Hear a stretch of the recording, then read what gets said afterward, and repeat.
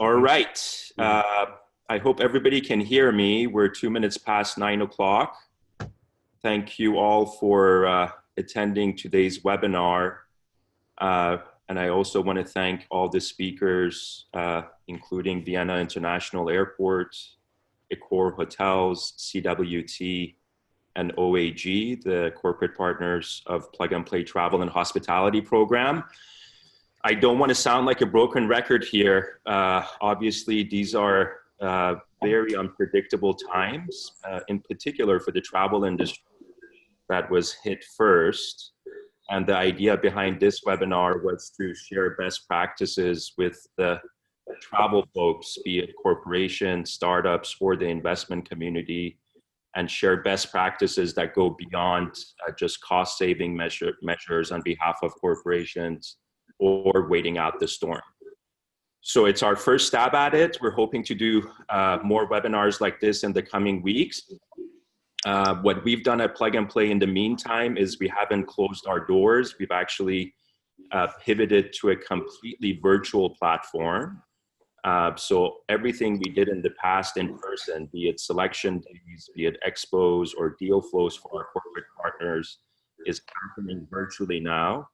And we've actually seen an uptick in terms of participation from all parties involved due to the fact that they don't have to get on the plane and come to Silicon Valley.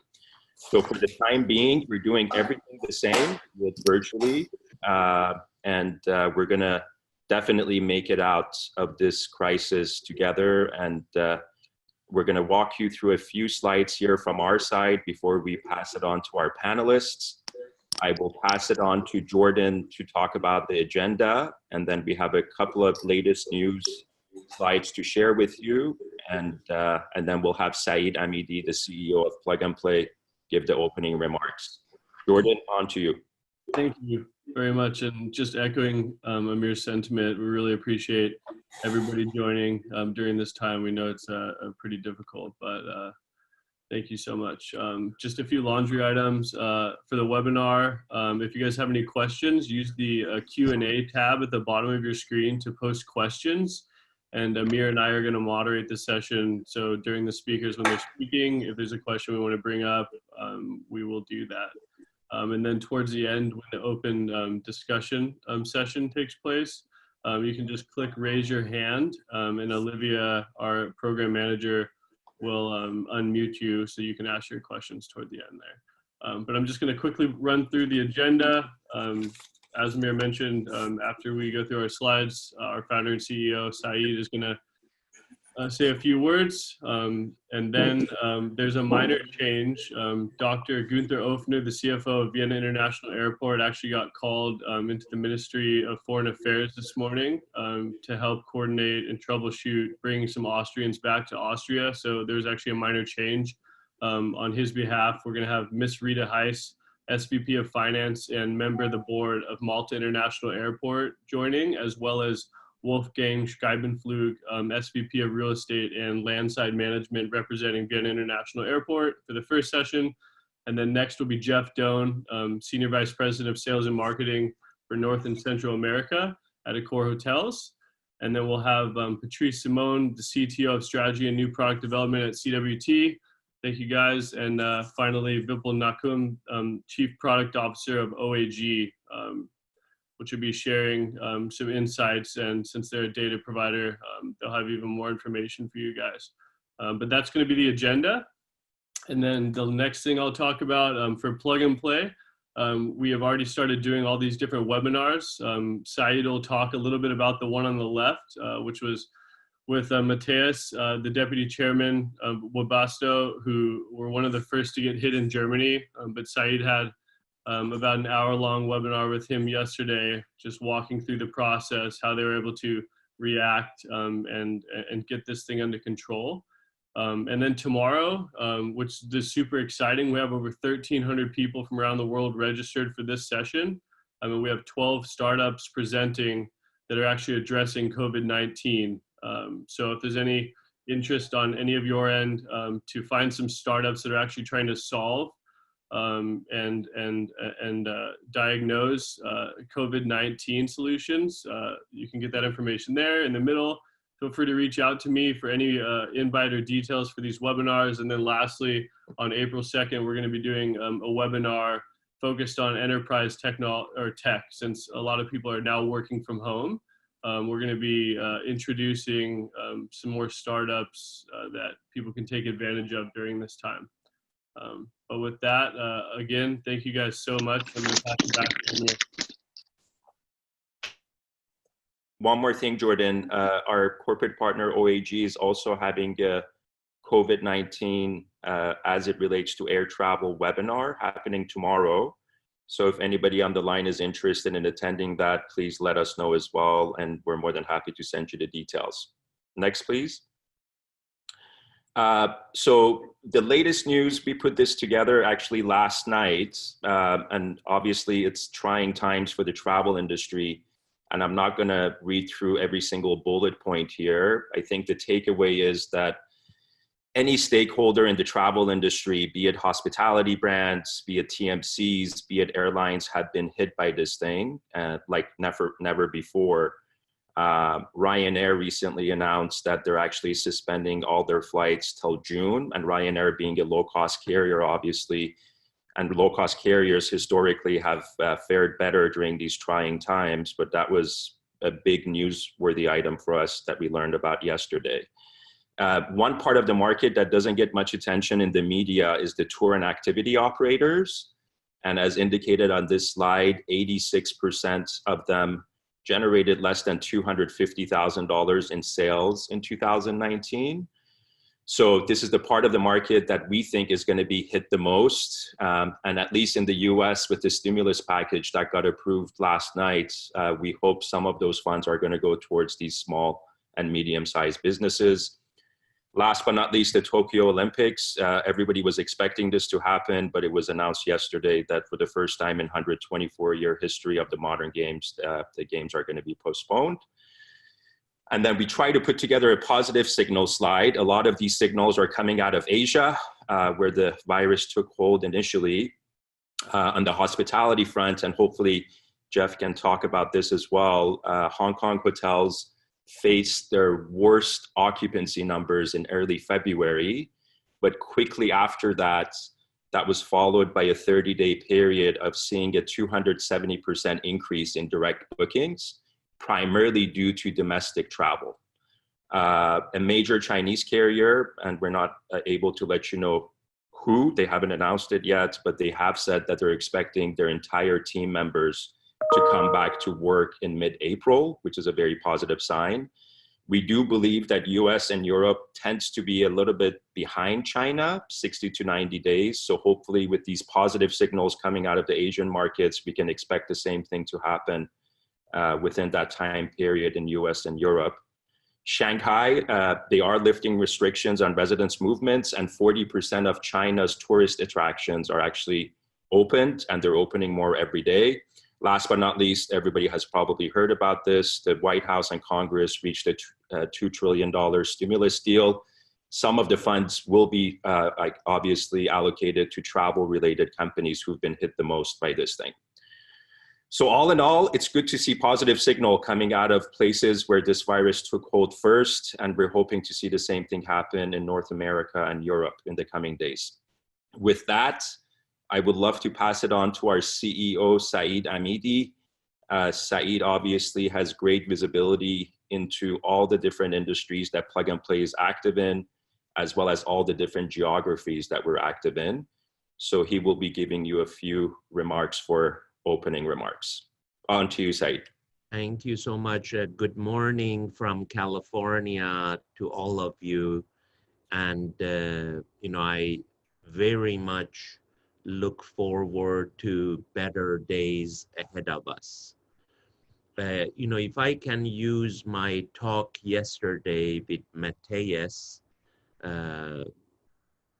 for more than 45 minutes of Webesco, in mid-February, more than 10 of his colleagues in Stuttgart tested positive. And as a leader, I think he reacted really fast and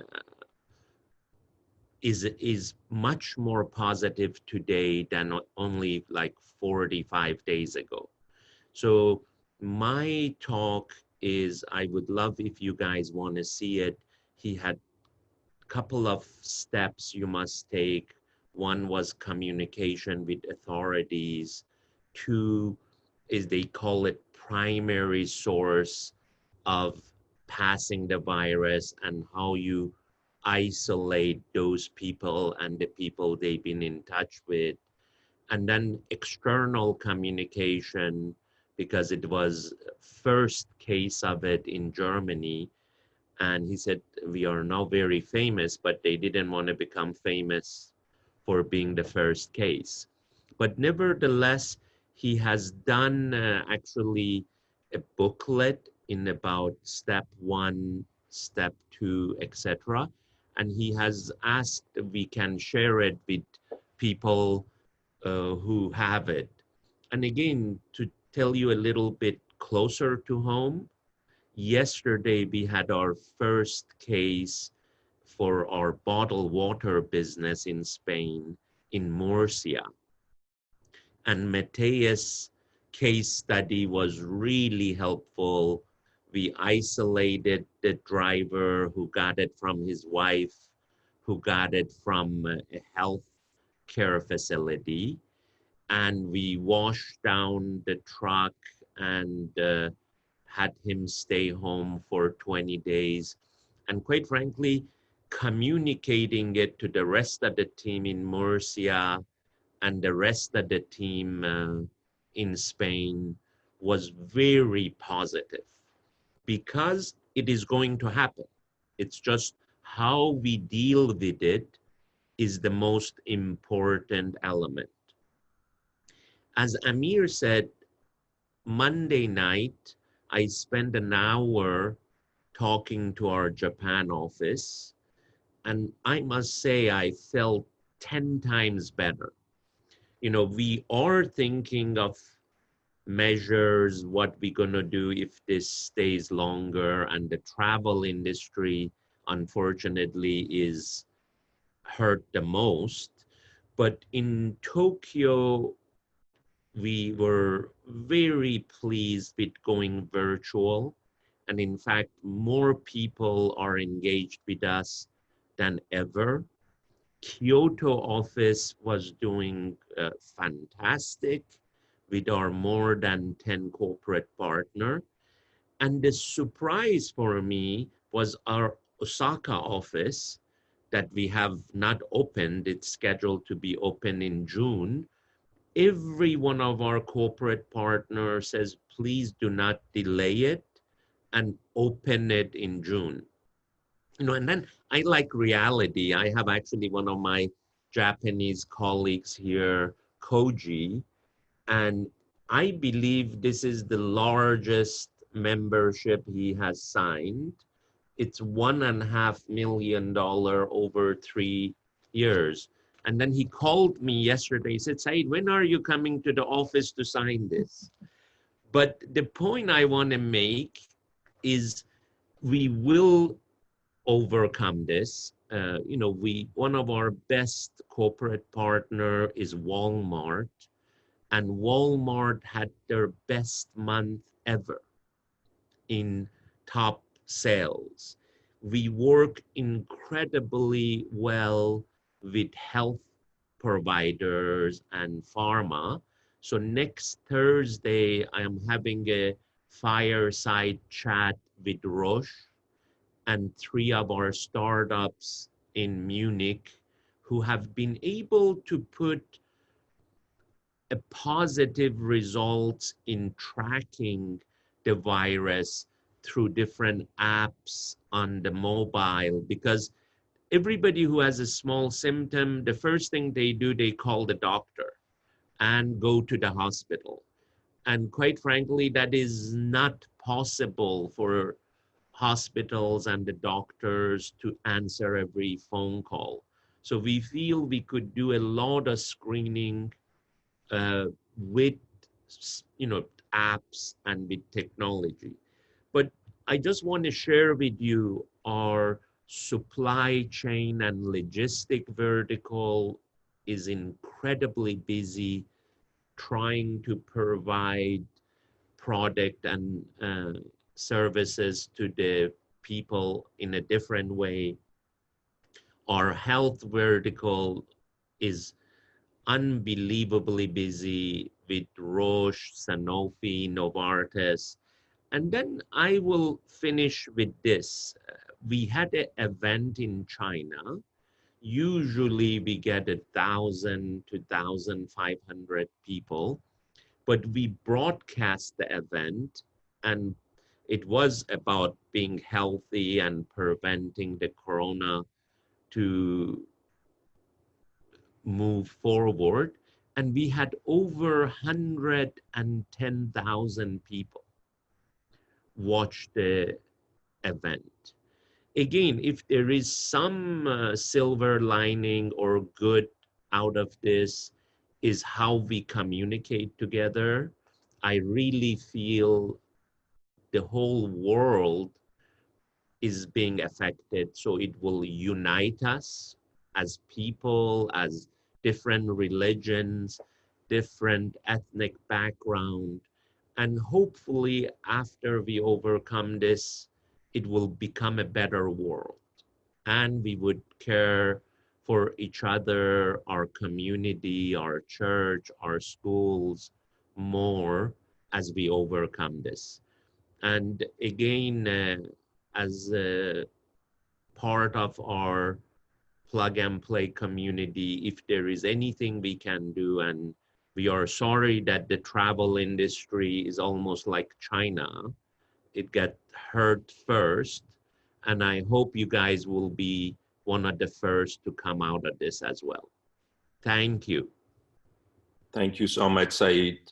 We'll definitely, hopefully, be one of the first industries to come out of this first, since we were in it first. Appreciate your remarks. With that, I would love to pass it on to the participants from Vienna International Airport. Rita and Wolfgang, the floor is yours. Hi, good morning. Can you hear me? Perfectly. Yeah, thanks. Good morning to California. Good afternoon. Now it's 5 p.m. in Austria in the afternoon. Many thanks for the opportunity to speak to you today and share our experiences. Of course, we live in a difficult and challenging time. However, the limitations also give us the chance to make corrections and changes in our society, but also in our companies. The aviation industry was an early indicator of this crisis. We started early to analyze the situation in other countries and learn from it. This enabled us to prepare ourselves well for things to come. In close cooperation with the government, the supervisory board, and other stakeholders, we were able to develop various scenarios. Decisions could therefore be made on a well-founded basis. And this situation is very important to provide clear and transparent information to employees, partners, and the public. For us, the crisis also tests for our entire strategy. About 8 years ago, we decided to expand our non-aviation activities. This also led to the creation of Airport City, which has since become an important business location in Austria. Regular airport operations have been suspended in the meantime. However, the airport is open for cargo flights and for Austrian citizens returning from abroad. 95% of regular air traffic is currently not taking place, which naturally means a large loss of revenue for the airport. Hello from my side, good afternoon. We came along with some scenarios which started at some shutdown, not really a shutdown, but a reduction to 70% first. Then we saw it as time passed by to 50%, and now we ended at 90% and almost shut down within a couple of weeks. And just last week, our main carriers, Austrian Airlines and Laudamotion, stopped their operation and suspended it temporarily. And this led to almost halt of our operations, which is a dramatic impact on our revenue streams. And of course, we took some measures to minimize these economic impacts. And the first of them was to think about personal expense and HR.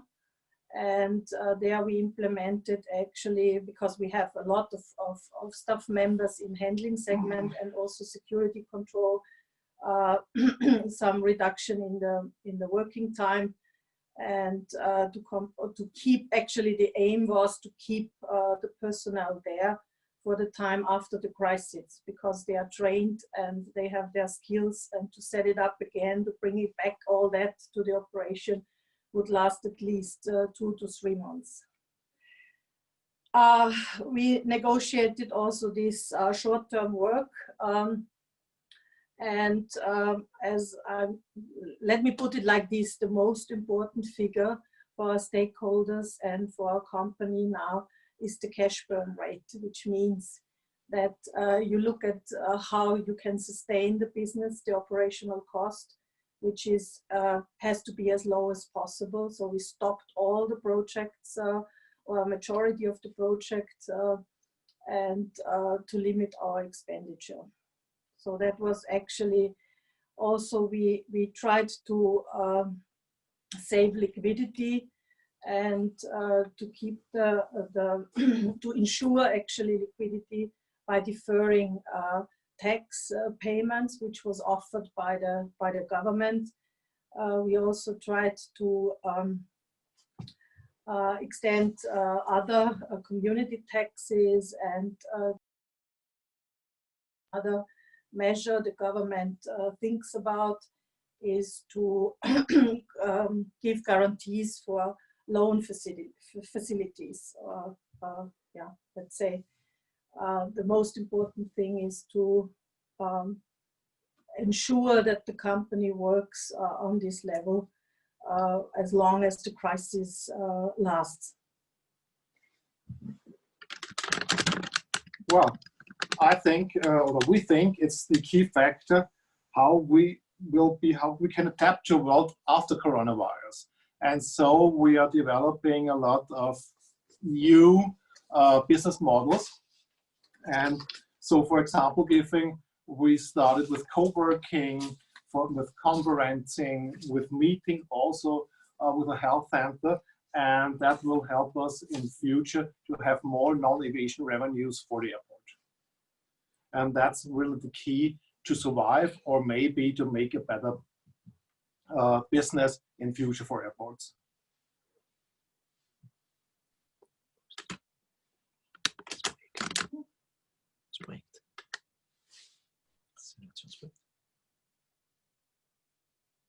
Yes. So what we try to we try, of course, to think about how we can go further or go along after the crisis. And one of the important thing was to think about automation and using robot technology. So we set up a call already with Plug and Play to evaluate the possibilities there. So if companies are, let's say, less independent on humans to do certain processing, then you probably can profit in such situation as well, because then all the major processes can be taken over or can be performed by such software or robots. So we explore now, and that's our time. We will again here in a couple of weeks some interesting companies offering the processing there, including possibly artificial intelligence, and to do simulations or in various areas of the companies to gain their more efficiency and more independence. So yes, I think I agree with what Saeed said before, that now it's the time to work together to have a global partnership. And for us, it's very important to be one of the founding anchor partners of Plug and Play here in Austria, because now it's the right time to get all these modern technologies into our company, to be more efficient, to have the modest technology to here for our airport, and so we can also fix all the problems which are caused by the coronavirus. What also we see is, I mentioned before, the massive impact of the air traffic. Now we see that the non-aviation sector, especially the real estate sector, is more resilient. Of course, tenants are asking for discounts. Yeah, they do that, but we will see. And it's very important how long the coronavirus crisis will take on. Thank you very much for that, guys. So there was one question, if you don't mind. They say, you talk about reducing operational workforce. Did you take any measures for administrative staff and management? Yes, of course. So we did, as I said, first we planned to do some 70%. It was lowered to 50%. Now we have actually 10%. And now we are implementing this to our operations. And since operations is nearly down to 0. This is probably the accurate number. So we are now actually the majority of the revenue streams are down, and we have left over like cargo, some rent income, and I don't know if you can see it in the background, the parked aircraft, parking fees of the aircraft. So actually there's almost a shutdown. It is actually a shutdown of the airport, but it's open for cargo flights still and some remaining traffic. Thank you. And then there's a follow-on question from the same gentleman from Fraport. How did you receive management support for AI and robotics during this difficult time? And if I can chime in, Wolfgang and Rita, I guess this is a bigger question here, is how do you really keep going with innovation efforts during these difficult times?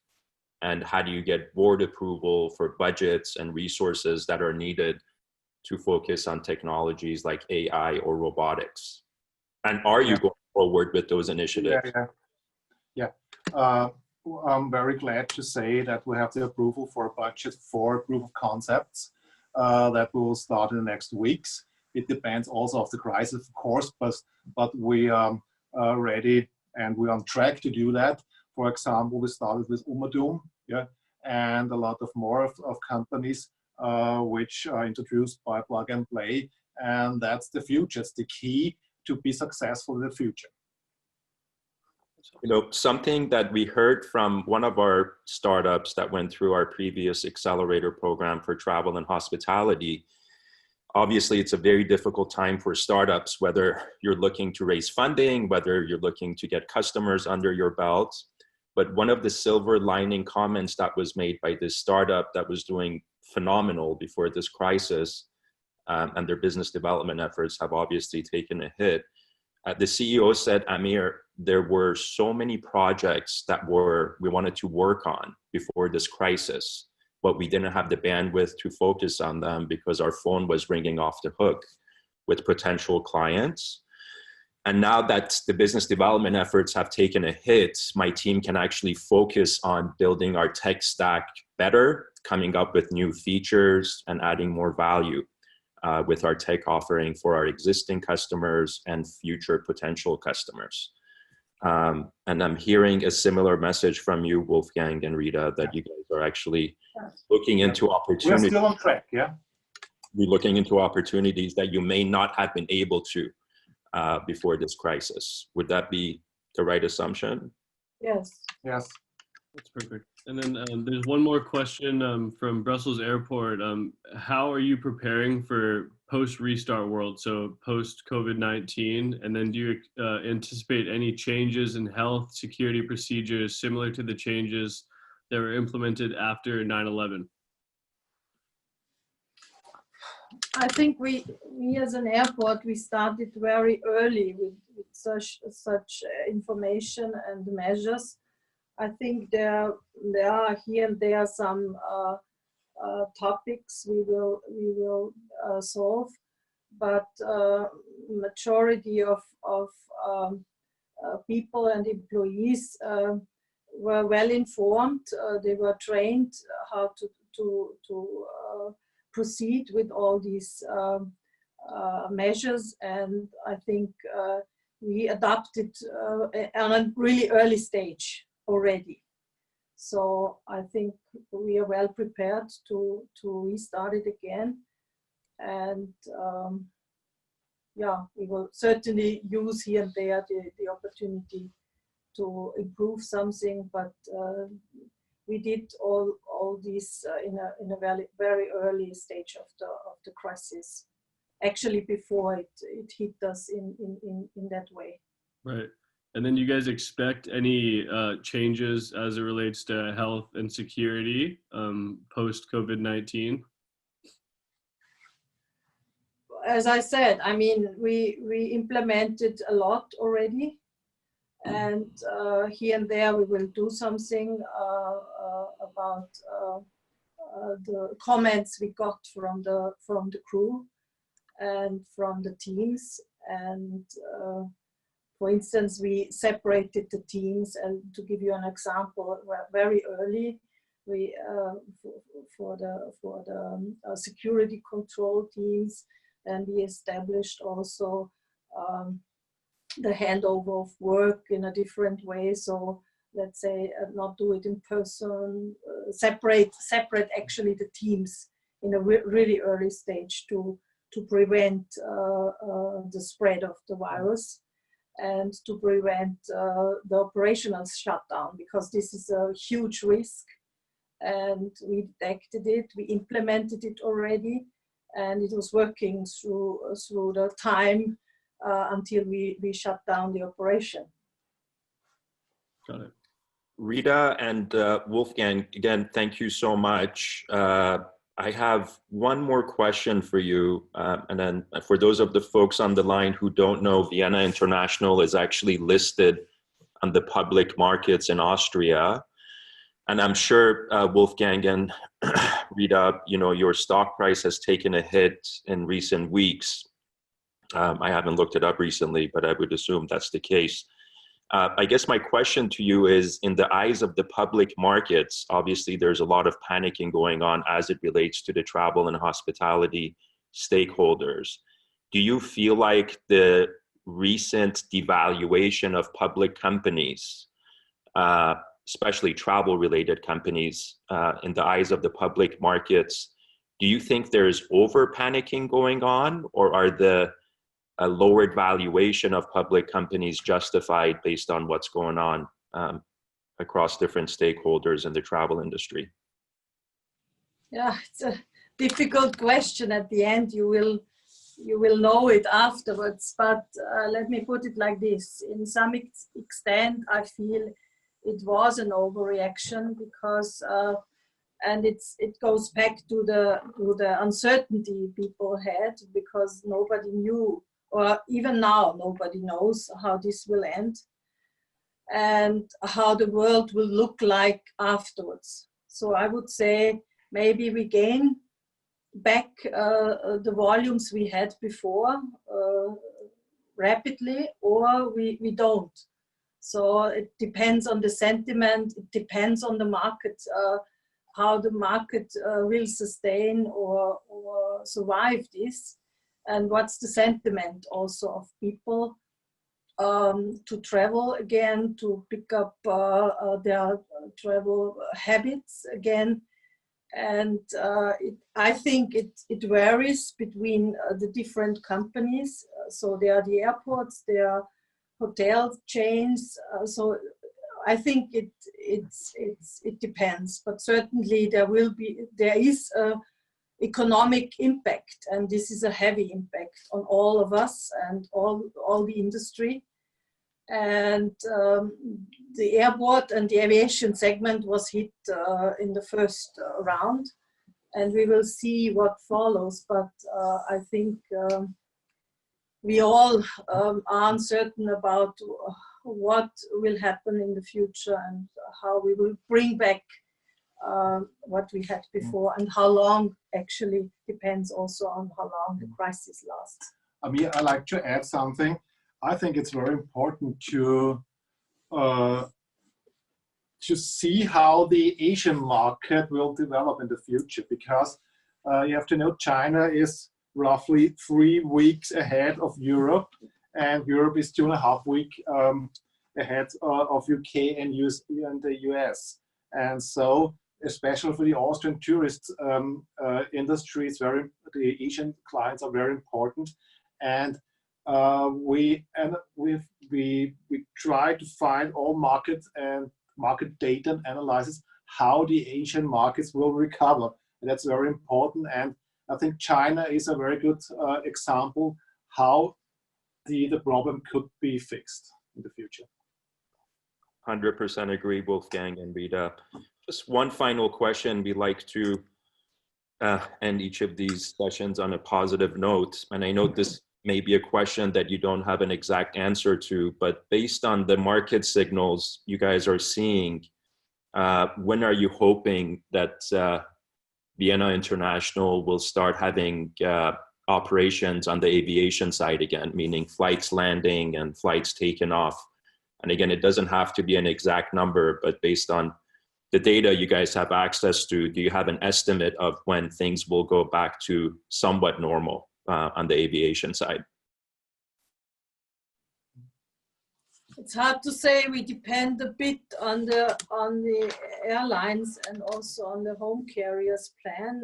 First, they said they start traffic earlier. Now they suspend it for another weeks. So it will really depend on how this crisis and the spread can be limited and reduced. So in Europe, from the last figures, it's still spreading, and I don't see that it's coming back very early this year. So I cannot give you an estimate, but the measures are really tough.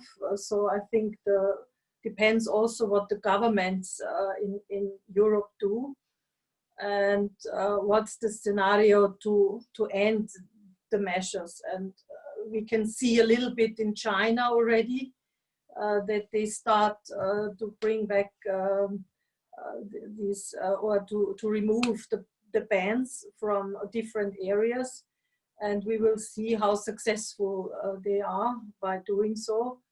And I think we all have to learn, because this is an extraordinary situation, and maybe we can apply and learn from them a bit. But I think we will have to deal with this for sure this year. I think that for Europe it's very important how the UK or Germany or France can deal with it. That's very important for the European air traffic, and I think or hope so that we can start a regular air traffic in autumn this year, hopefully. Thank you, Wolfgang and Rita. Really, really appreciate your time and participation during these challenging times. And Wolfgang, I understand that you will be available for the open discussion session in about an hour and a half. Yeah. So there were a lot of other questions that were posted on the Q&A tab, and hopefully we can get to some of those during the open discussion session. But really, really thank you both for participating today. Thank you. Thanks. Thank you. Bye. Appreciate it. All right. Jeff, are you on the line? I'm here. Hey, Jeff. Hey. Same message to you. Thank you so much for being on the webinar today. For those of you who don't know Jeff, he's the SVP of Americas for Sales and Marketing for Accor Hotels. And obviously, it's very important to hear from the hospitality folks. I think a lot of the attention these days has been on the aviation industry through the media channels. But we're very glad to have Jeff on the webinar, and he's going to share some notes and some best practices as it relates to the hospitality industry. The floor is yours, Jeff. All right, thank you, Amir. Well, I'll talk a little bit about Accor, first of all. Over the last couple of years, Accor executed a number of significant transactions and made a distinct shift from a hotel operator owner to an asset-light model. And that really put us in a good position, as much as you could be in a good position right now, to be able to weather a storm like this, because it gave us a significant amount of cash on hand in order to, as I said, navigate through what will be a fairly significant disruption at the end of the day. You had mentioned, Amir, that you wanted me to talk a little bit about what's happening with our company in China. We have a fairly significant footprint in China. At the peak of the outbreak, we had closed 200 of our 350 hotels. I would suggest to you that that remaining 150 hotels, it probably didn't matter whether they were open or closed, because occupancy at the vast majority of our hotels had dropped to zero. On the upside, we are starting to see the hotels reopen. We are starting to see a minor rebound in domestic travel in China, and you do see China trying to return to some sense of normalcy as the virus begins to subside. So I wouldn't say that we're out of the woods by any means. I wouldn't say that it's over in China and that you're going to see necessarily a dramatic recovery, but we're starting to see it now, and so that's at least maybe some positive sign for the rest of the industry globally. You had asked me to talk a little bit about best practices with respect to our industry. And even though we're highly invested in our relationship with Plug and Play, and highly invested in the idea of leveraging technology and new technologies in order to drive our business, at the end of the day, it is still the hospitality industry. It does really revolve around people and people delivering service. And we've always looked at it as, how do we leverage technology and new technologies in order to allow our people to deliver service. And so, since it is such a people-oriented business, obviously the best practice that we can employ right now is, how do we take care of our people? How do we treat them as best as possible as we go through this? Because they're the ones that are really going to help us at the end of the day recover from all of this when we have that opportunity. And so that doesn't necessarily mean that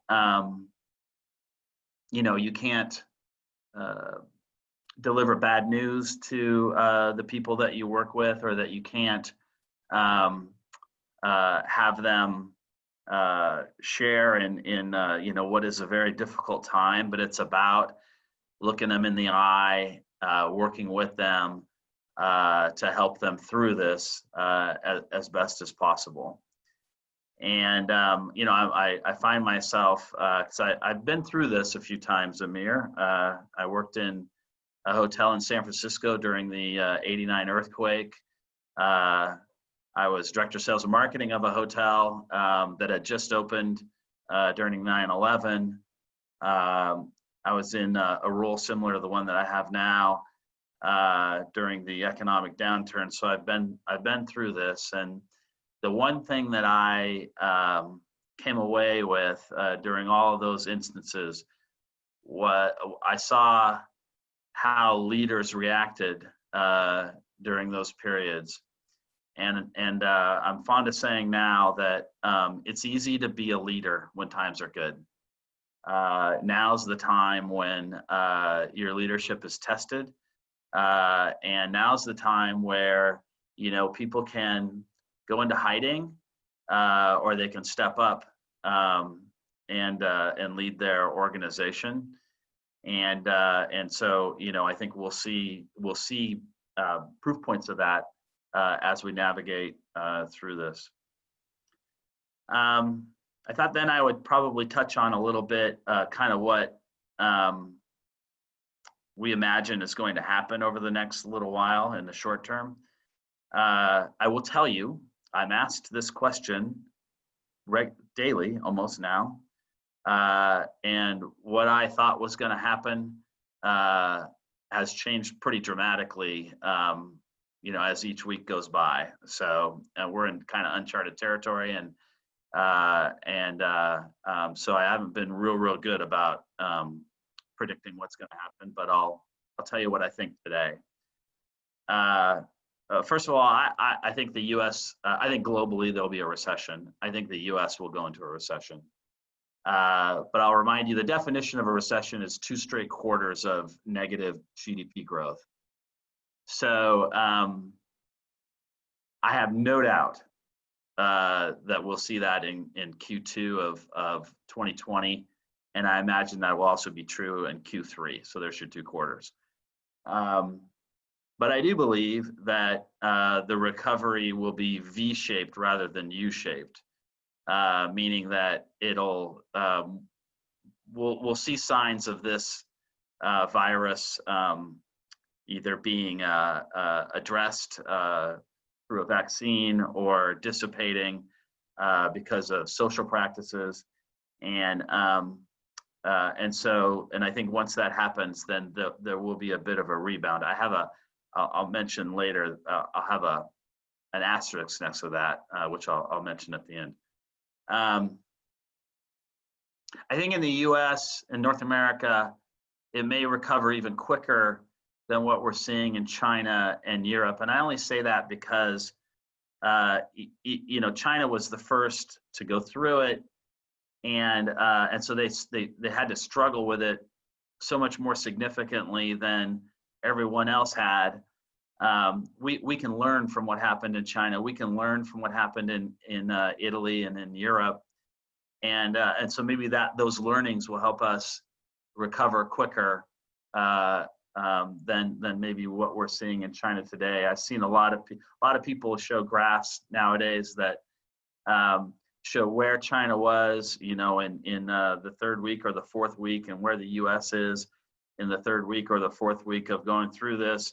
And so then using that, they're trying to predict what will happen in North America. But I would just suggest that if we can learn from what happened in China and what happened in Italy and in Europe, then maybe we could recover quicker.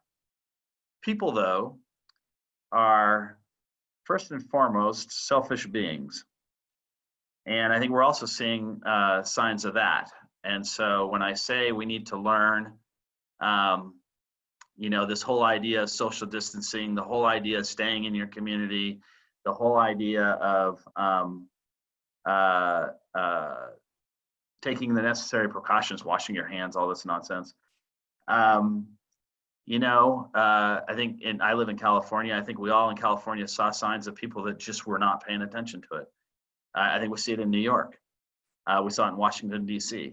So, I do use that. I do believe that we have to learn from what happened in China and in Europe, and then practice it. And it's tough.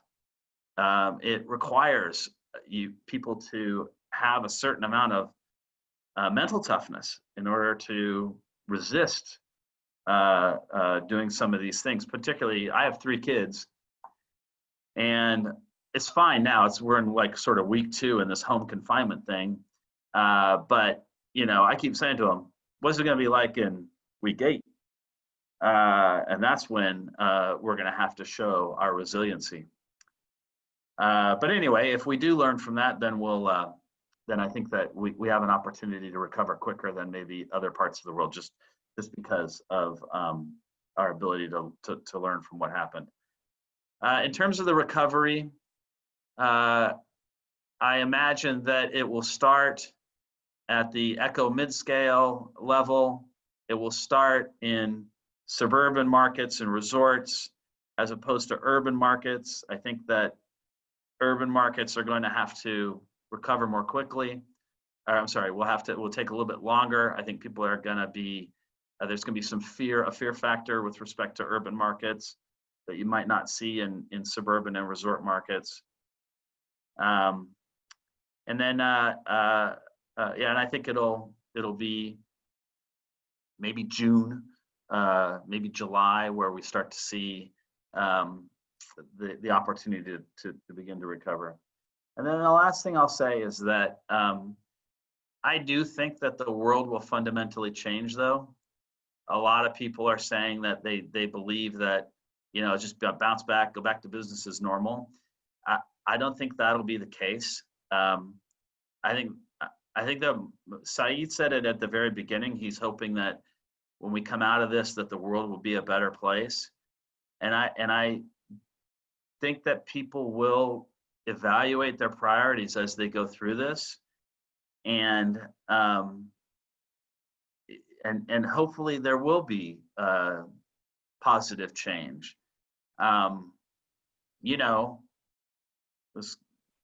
Maybe people will say, geez, why do we have all this traffic?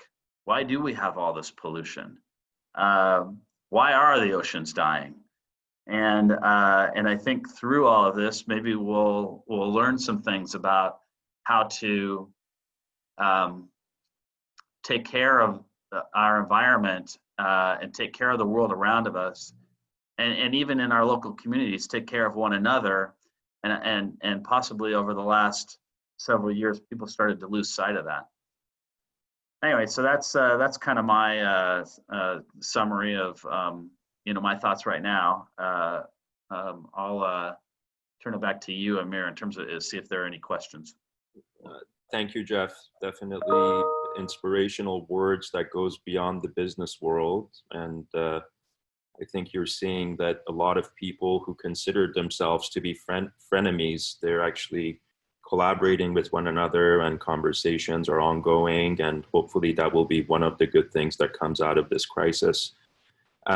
Jeff, speaking of positive things, I know Accor is offering this package to people who want to self-quarantine with major discounts. I read about it on the news wires, but is there any other measures that Accor is taking in terms of helping out people during these trying times, be it people who want to self-quarantine or otherwise? And it could be both internal stakeholders that you touch upon or external guests and partners. So we did have one hotel in Australia that came up with a package that to self-quarantine. And as I said, the Asia Pacific region is a bit ahead of us, so maybe they're trying to get back to business as usual. I think in this part of the world, really the only thing we're thinking about is how do we help the local community? How can we support what's happening in the cities in which we have hotels? And so we've reached out to all of the local governments. We've worked with USTA and AHLA in terms of how do we support hospitals near our hotels? How do we support the communities that our hotels reside in by accommodating people that may be in a difficult position? So AHLA, for instance, has a new program called Hotels for Hope. And our hotels are reaching out to AHLA to see how we can participate in that program. I think, again, it does go back to making sure that you're looking after all of your stakeholders. So we want to make sure that we can create a healthy environment in our hotels, that it can be a safe environment. And if we can do that, then we can support the local communities. But that's the only thing we're thinking about right now. A couple of weeks ago, we stopped all proactive marketing, everything that we are doing from a marketing perspective. It just didn't seem appropriate, quite truthfully. And now it's not necessary, honestly. And you know, we'll figure out the right time. But I'm very sensitive to this idea. Like a lot of you, I'm getting a lot of emails nowadays about home shopping mostly, and it just doesn't seem appropriate to me. But there'll be a moment in time where we'll feel like, okay, people are more open to this. But right now, I'm pretty sensitive to that, so we're not doing anything proactive in that nature. Thank you, Jeff. I'll ask one more question from one of the participants, and I'll pass it on to Jordan for the remainder of the time with you. A participant is asking, do you use the low capacity utilization in your hotels for refurbishing or repairing your hotels during these downtimes? Is that something that Accor is doing? We have had a few hotels make that decision. Because they were essentially running, well, there were two considerations. One is a lot of our hotels, very limited occupancy to zero occupancy. And we're concerned about our colleagues, our employees in the hotels from a health and safety perspective. And so a few of our hotels said, well, you know what, we'll close down and finish renovations. You know, there's also the issue of construction companies or people that actually conduct the renovations and their health and safety too. And I think those organizations are thinking about how they make sure they take care of their people. So that's a little bit tricky. But for instance, our hotel up in Seattle, they were in the midst of a renovation, and we thought, well, you know, since we're doing it, we could close the hotel and really just focus on completing the renovation. And there's a few other hotels where that's occurred. Thank you, Jeff. Jordan, on to you if you want to mention a couple of other questions that came through the Q&A tab. Sure. Yeah, there's two that I think are really great. There's one from Star Alliance, the head of loyalty. Jeff, what do you expect the biggest concern of all of your customers, like top loyalty customers, as we go back to regular life, as far as status recognition is concerned?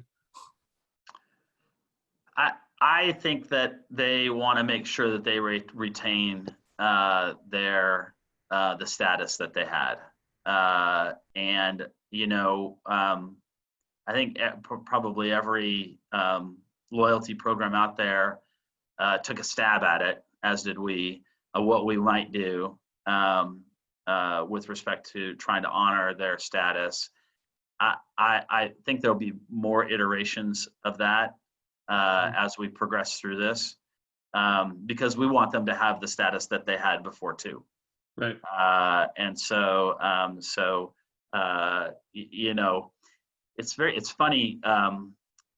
You have to make decisions in the heights of these types of situations. You have to be able to make decisions and go and move, and you can't be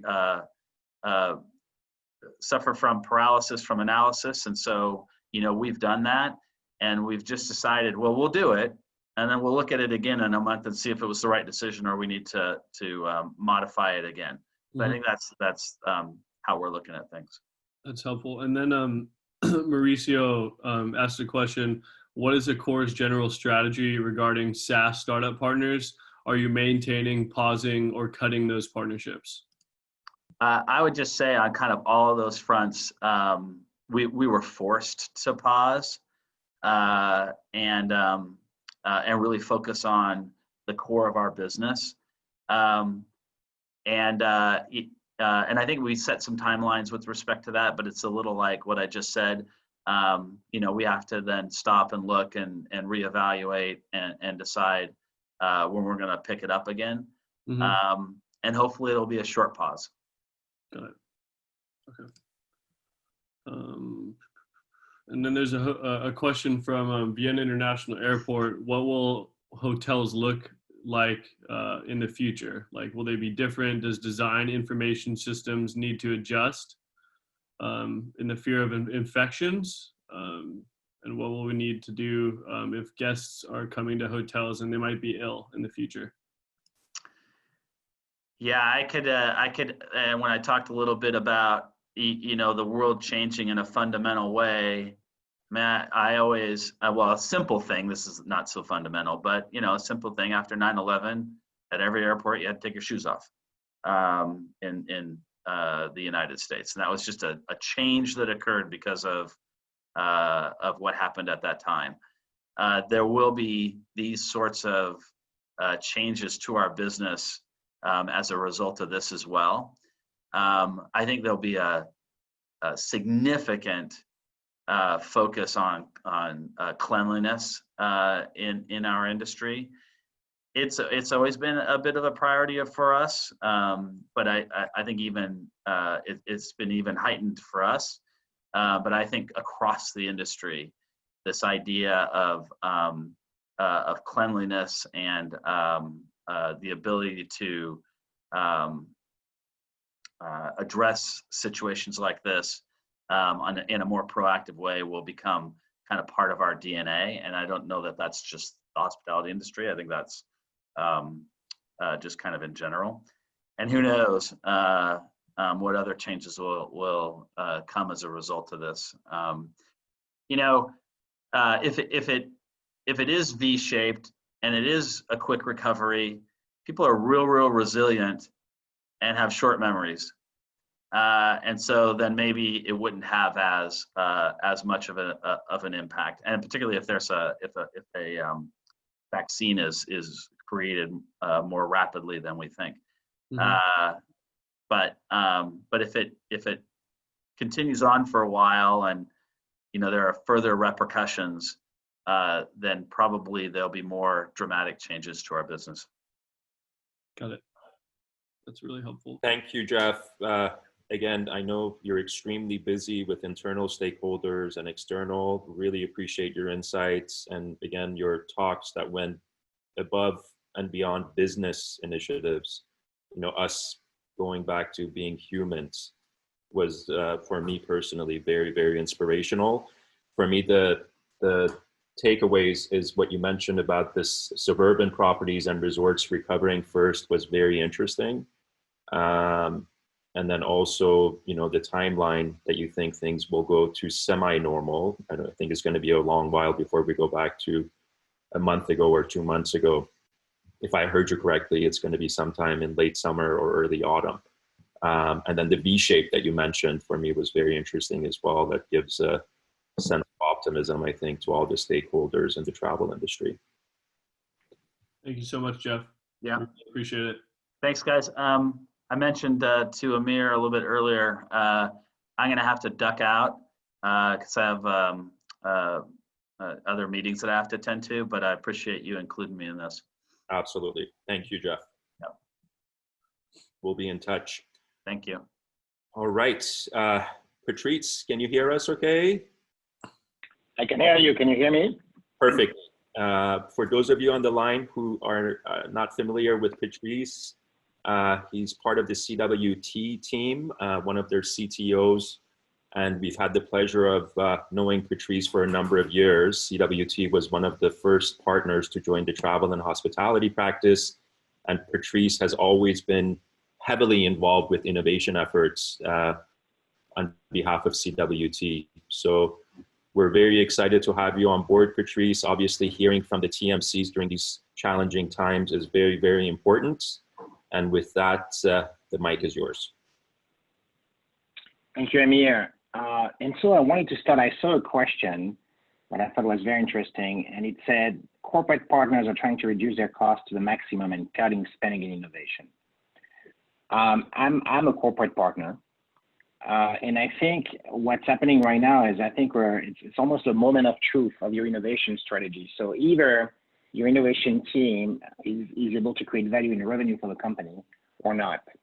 And it feels to me that if the innovation team is not creating revenue, then the team is going to be seen as a nice to have, and the cost will be cut.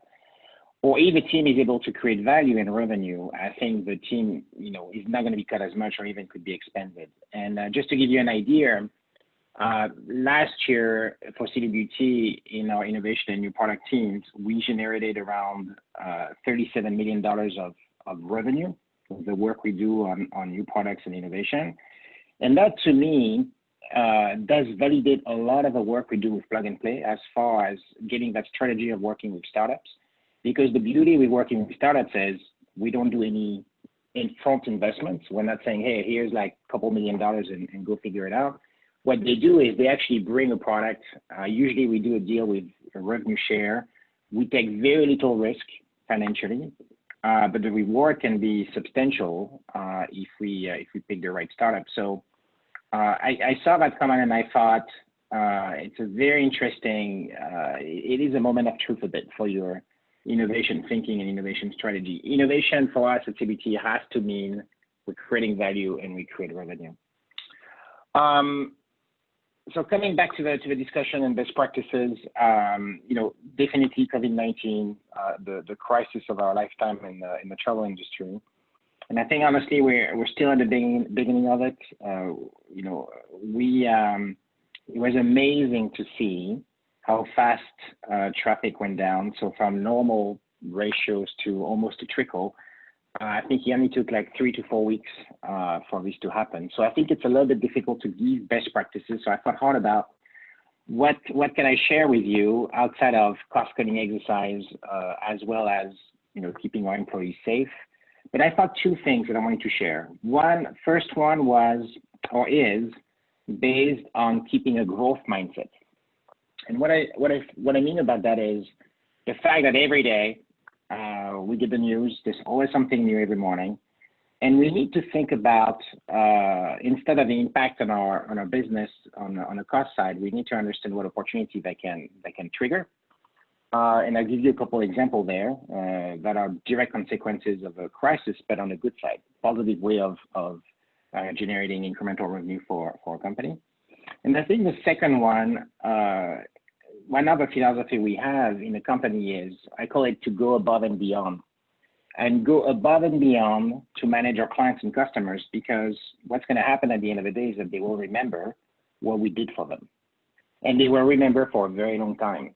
And in fact, in the previous crisis, that is 9/11 or the 2008 financial crisis, we still talk about what we did at that time to support our clients.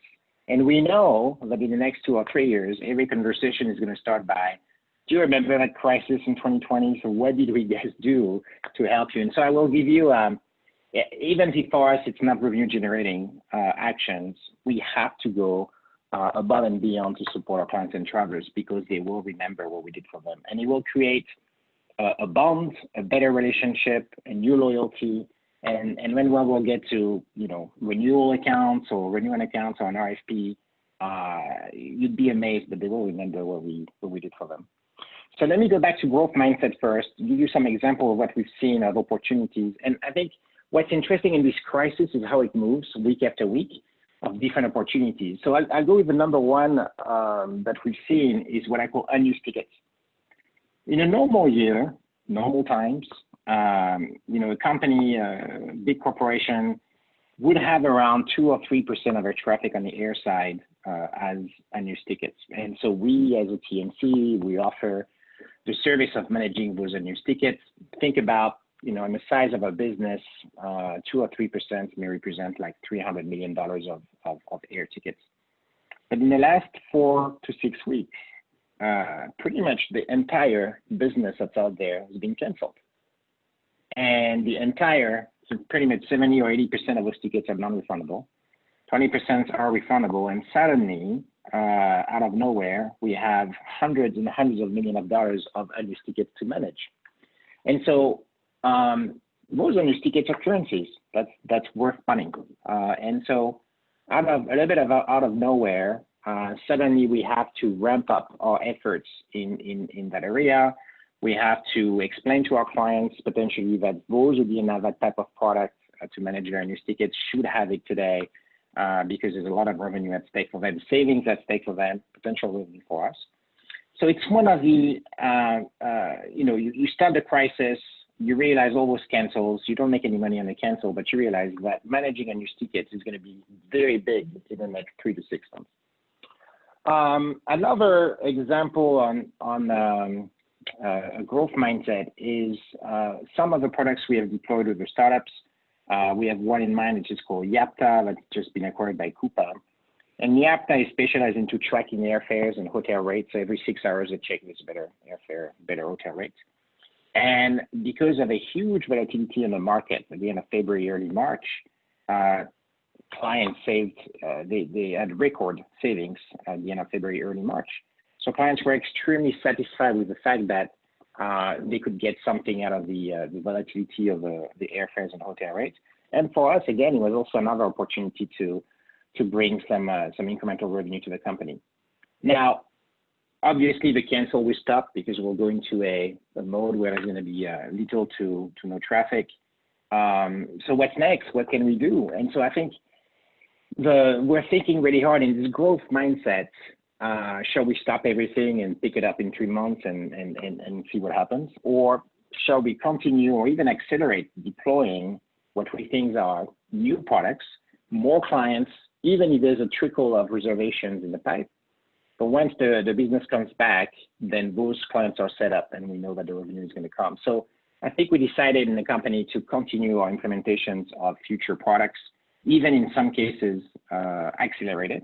And so the idea is we need to make sure and adapt almost on a weekly basis to the needs of the customers. So that's the one for the growth mindset. For the second one, let me give you a few examples of what it means for us to go above and beyond.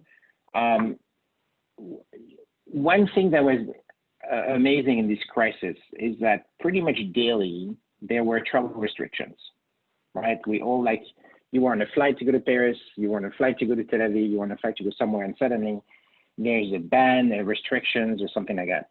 And one of our big accounts on the West Coast in Seattle, we had proposed to them a year ago a messaging product.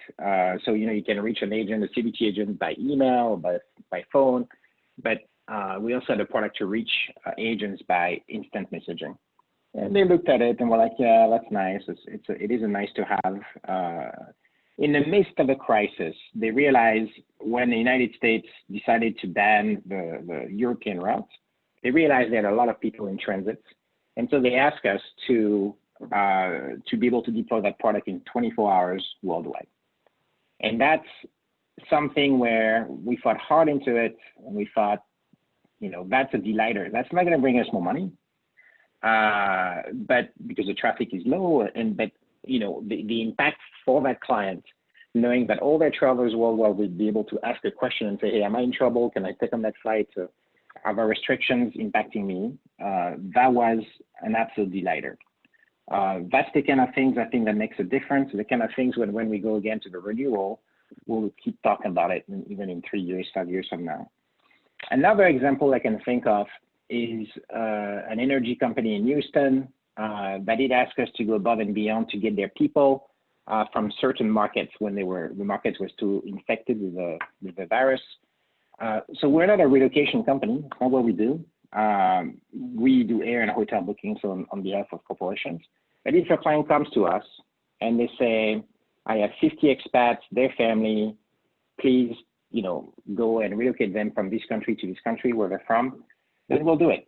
We'll do whatever it takes to make sure that the client is being taken care of. So, I would say, again, the crisis we're in the middle of starting in the crisis. We're not at the end. I don't even think we reached the middle.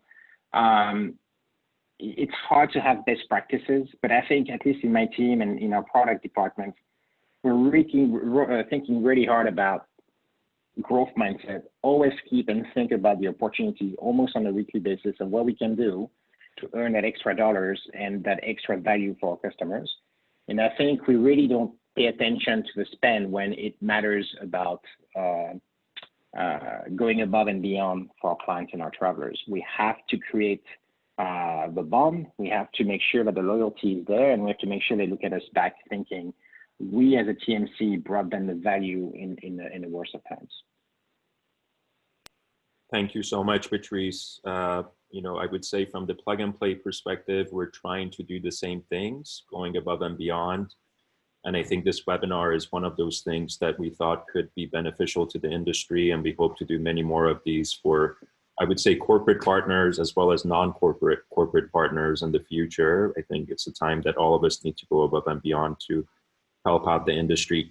Quick question for you, and then I'll pass it on to Jordan.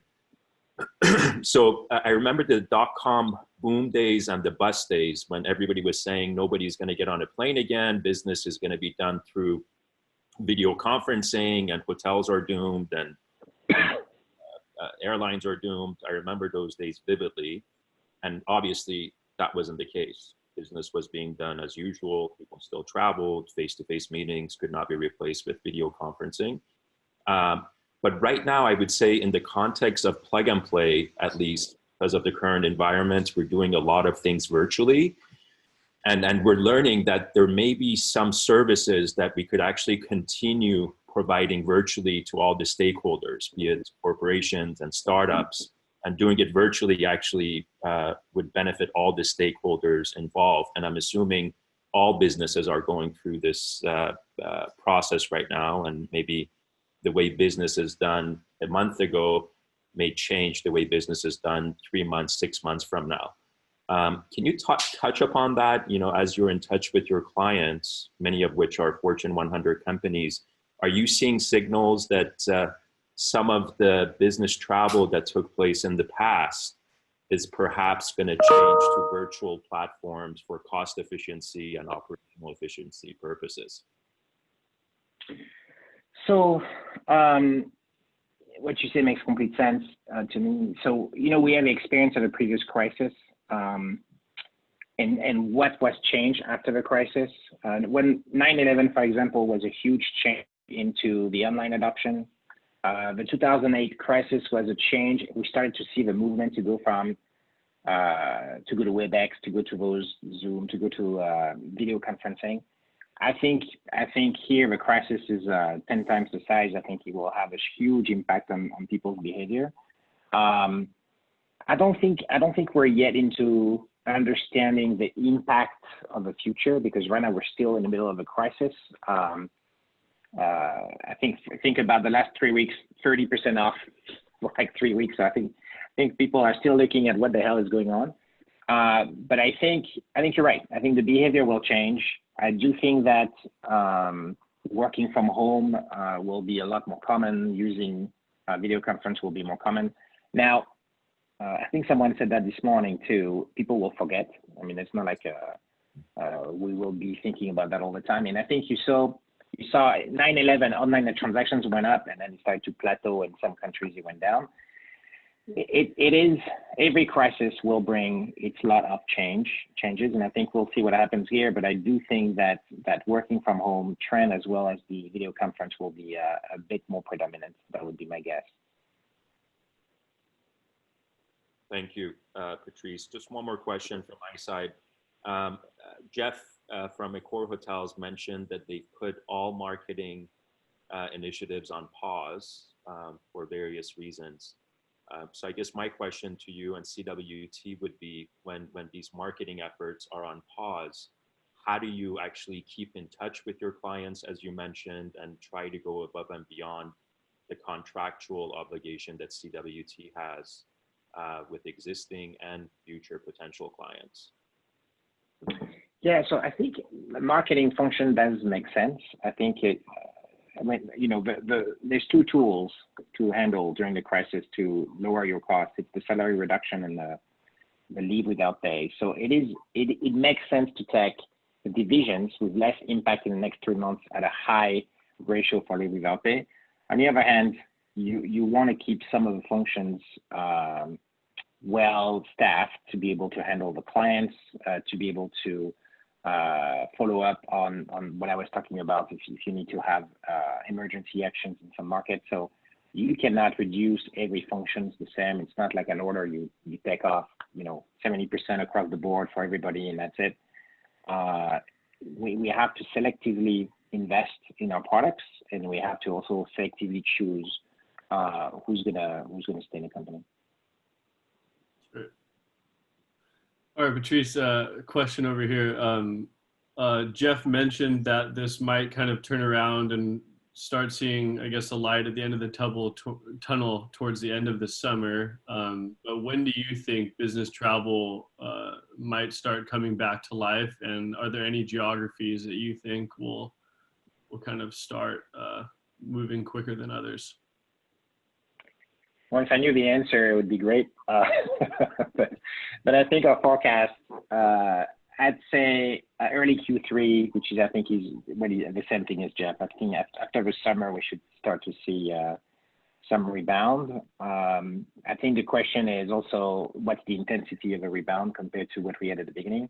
Yep. It's likely to be a soft rebound, but you never know. It's just so many things can happen between now and then, and so many things could change the entire dynamics of this pandemic. If there was a vaccine, if there was a treatment, it's a bit complicated to predict.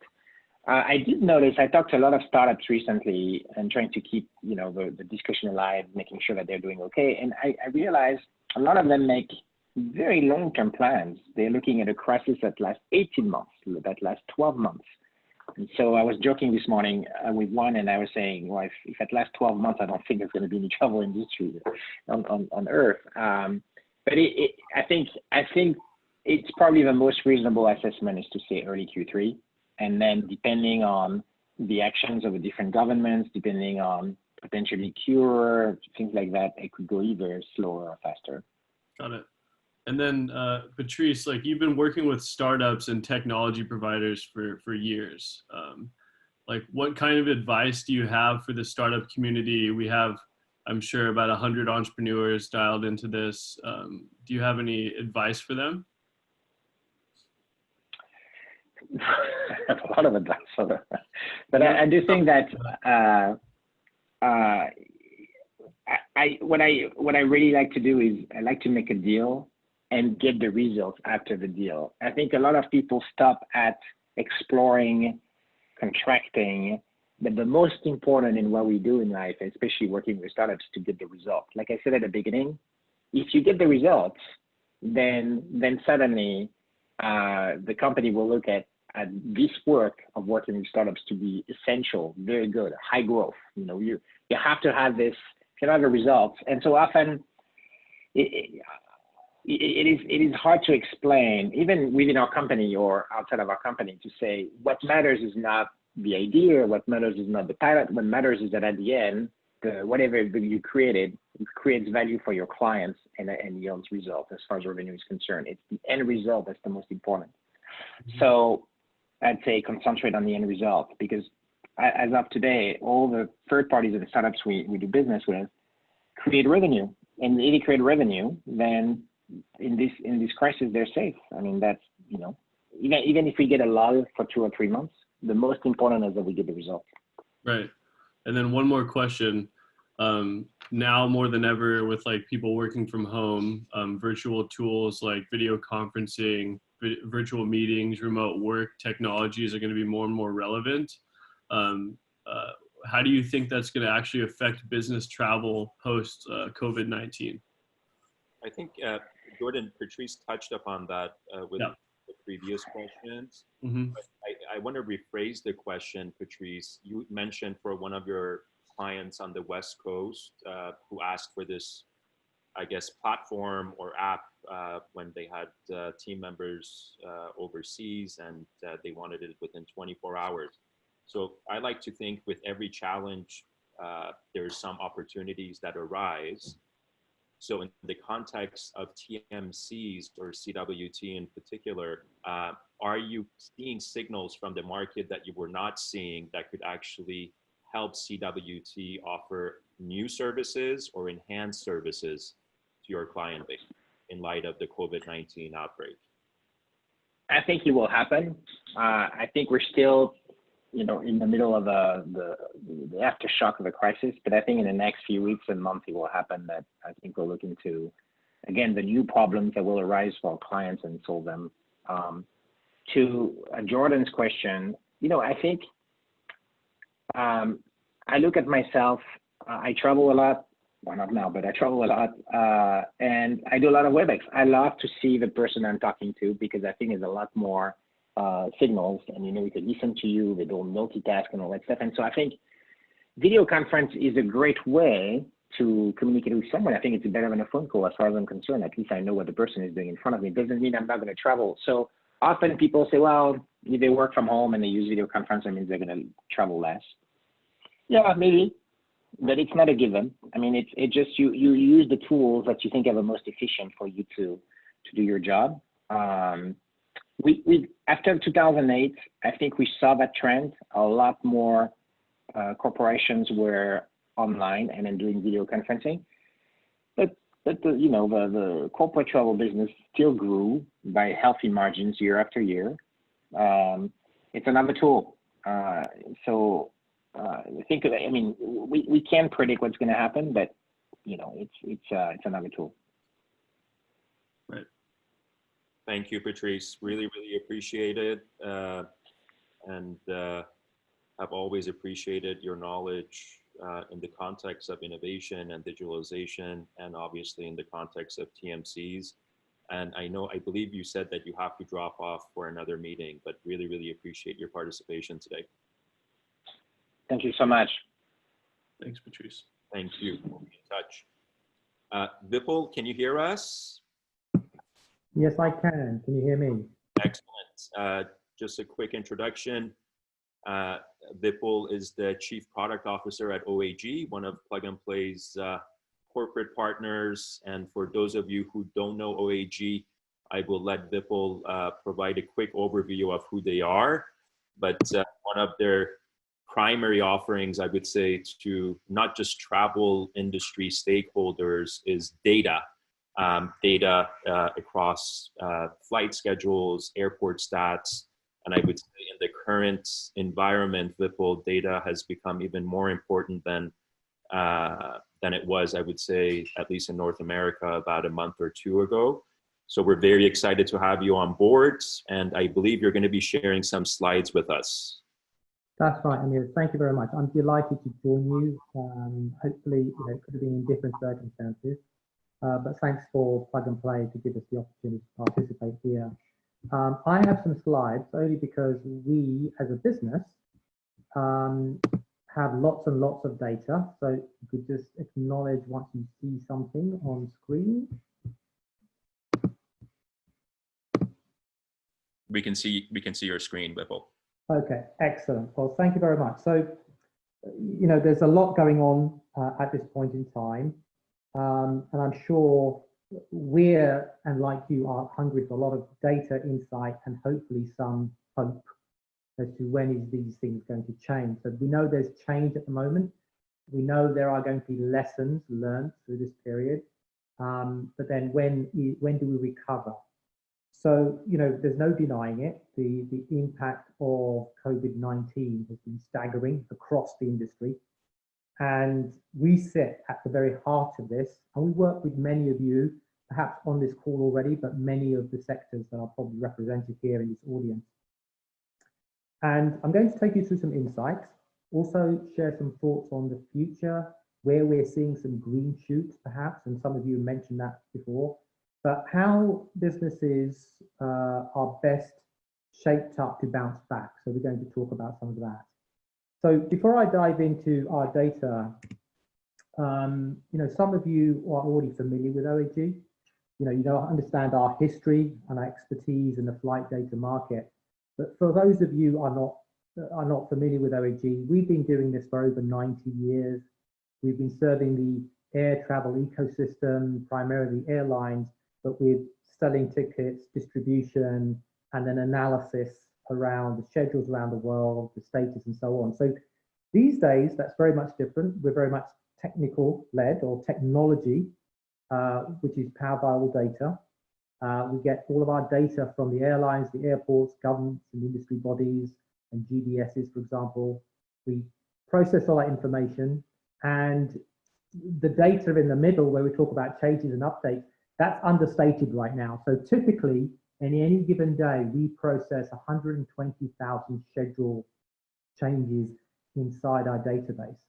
Currently, that's running at nearly twice that number because of what's being taken out of capacity and what's coming back in, for example, in China.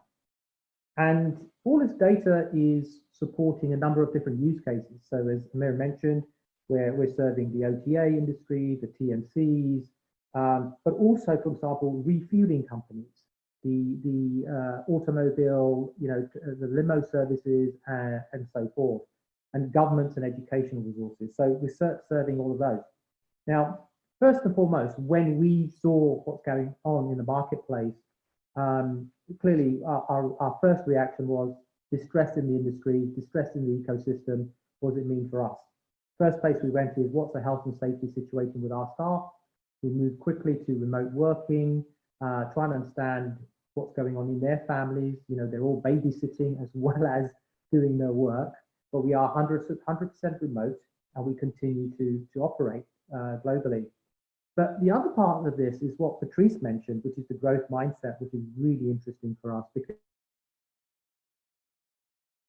of just what we see, but what you might want to take away from here. So what we're seeing in the volatile marketplace, we're actually getting a lot more ask of data from our customers, and potentially entities that hadn't thought about us before are coming back to us even more. So let's get down to the meat of what we're seeing. So there's no avoiding the truth that we're dealing with right now. There's been horrible headlines. The global capacity has fallen by 35% in 10 weeks. 137 million fewer seats on a global scale. And as I think Vienna Airport mentioned, capacity in some places by some carriers has been dropped by 90%, maybe even going to zero with parked aircraft. And we anticipate further reduction on a global scale in the next few weeks. So nobody's escaped this in the entire ecosystem. Specifically in Western Europe, we've seen capacity drop by 53%. We expect more. And then Europe and Middle East as well. So everyone is affected, but how far can it go? So what we looked at in our database, we're picking this up on a daily basis. In the last 3 weeks, we've seen an accelerated level of capacity cuts. So just in the last 3 weeks alone, on an AAGR basis, that's about 14.3%. And we continue to see that course, but hopefully not for that much longer.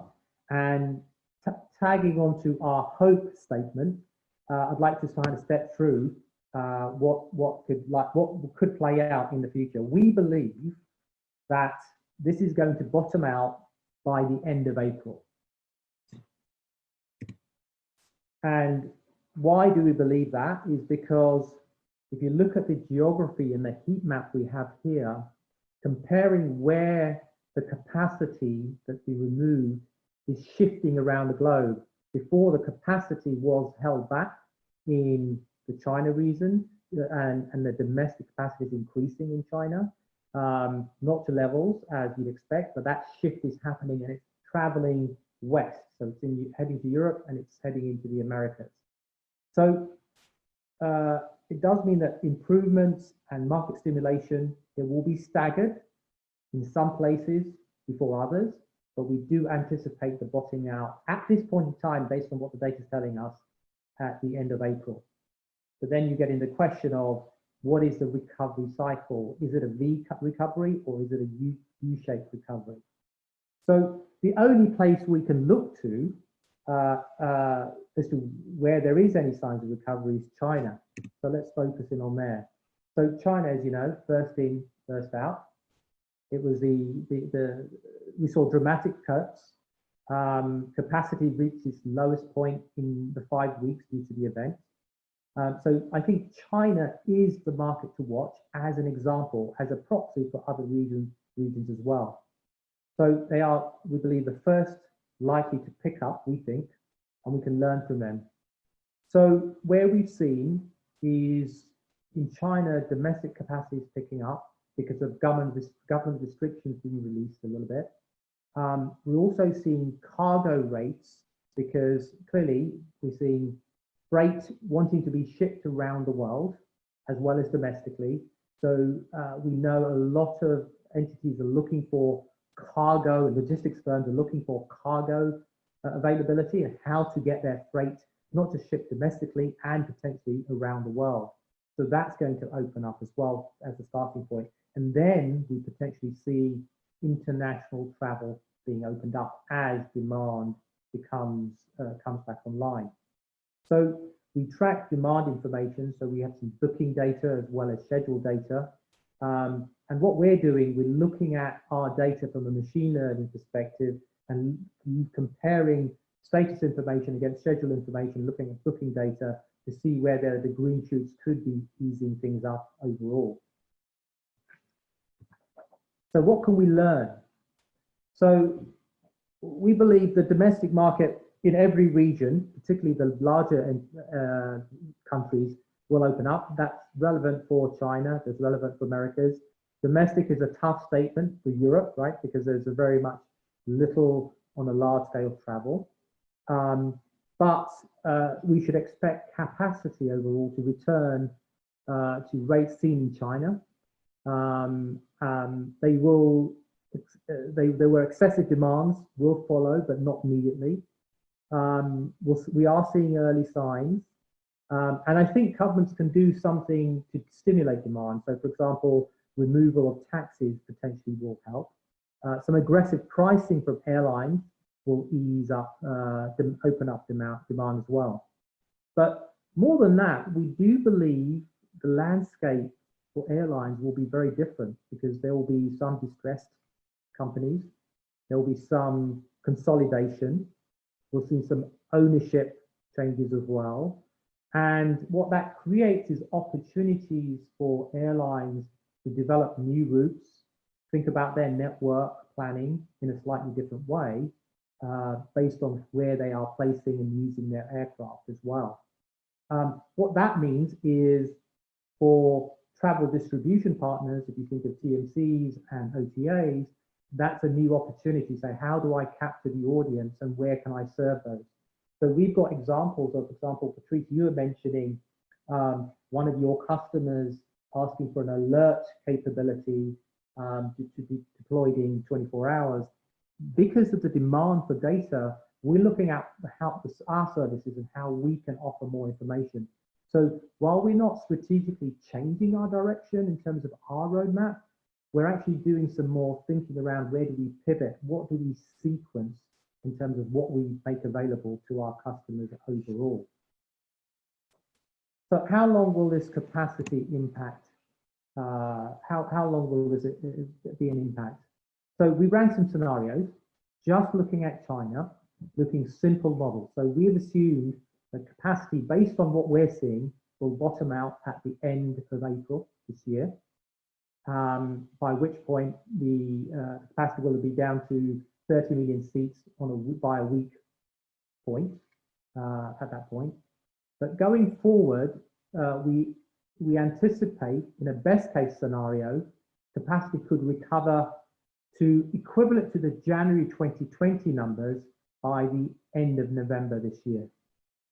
On a bad case scenario, we anticipate it to return to those same levels by early May 2021. So that's the kind of the range in how we're looking at it. So clearly, if we look at China being the first in, first out, returning to similar levels, assuming that's the same pattern that Europe and the North American markets return to, there'll be a delayed factor. So for example, if China is bottoming out in April, does that mean Europe could bottom out in May, possibly? and the Americas could bottom out in May, maybe perhaps June. So we could see that kind of staggered recovery over time. So that's how we're seeing it. Now, there's key factors here. Two key factors. When does the pickup begin? Is there hesitation in the travelers to take a domestic journey or take a international journey? And of course, the rate of recovery. We believe the rate of recovery potentially for Europe and Americas could be faster because there'll be more stability in the marketplace, more visibility on the data, better understanding of infection rates and the spread of COVID-19. But we will continue to report on what we see, and we'll have more data on a regular basis. So what do we recommend? What are the takeaways? I think that's what we're looking for is, based on what our customers are asking for, data, increase access to information on a more regular basis. So we're getting a huge demand for, can you take us from a monthly information delivery to a weekly to a daily, maybe even multiple times a day. So if you're out there looking to respond and thinking about how do I think about the volatility, take a lot more data, understand the capacity and the changes in capacity. That's another key takeaway here. And then analyze, be ready. And we're here to be able to serve that. And how do we serve that? We serve freight, cargo, logistics firms, airlines, OTAs, airports, travel providers. We're here with data to serve you at all levels.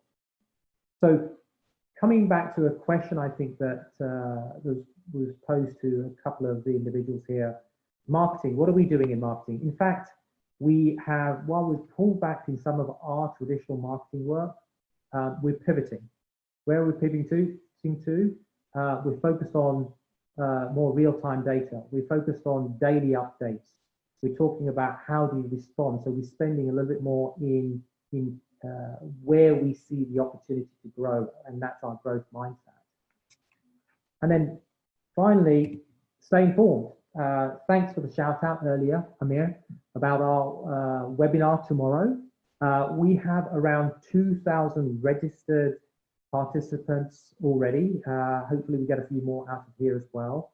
But clearly we're at the forefront in terms of, because we have the data, we can see the patterns. Do we have guarantees on what we're saying? Possibly not, probably not, but we can continue to update off the back of that data.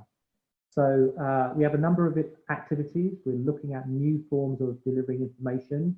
We're being tactical in terms of making data available, in terms of various tools, and how you as customers can consume it. But please get in touch, join us, and we're here to help.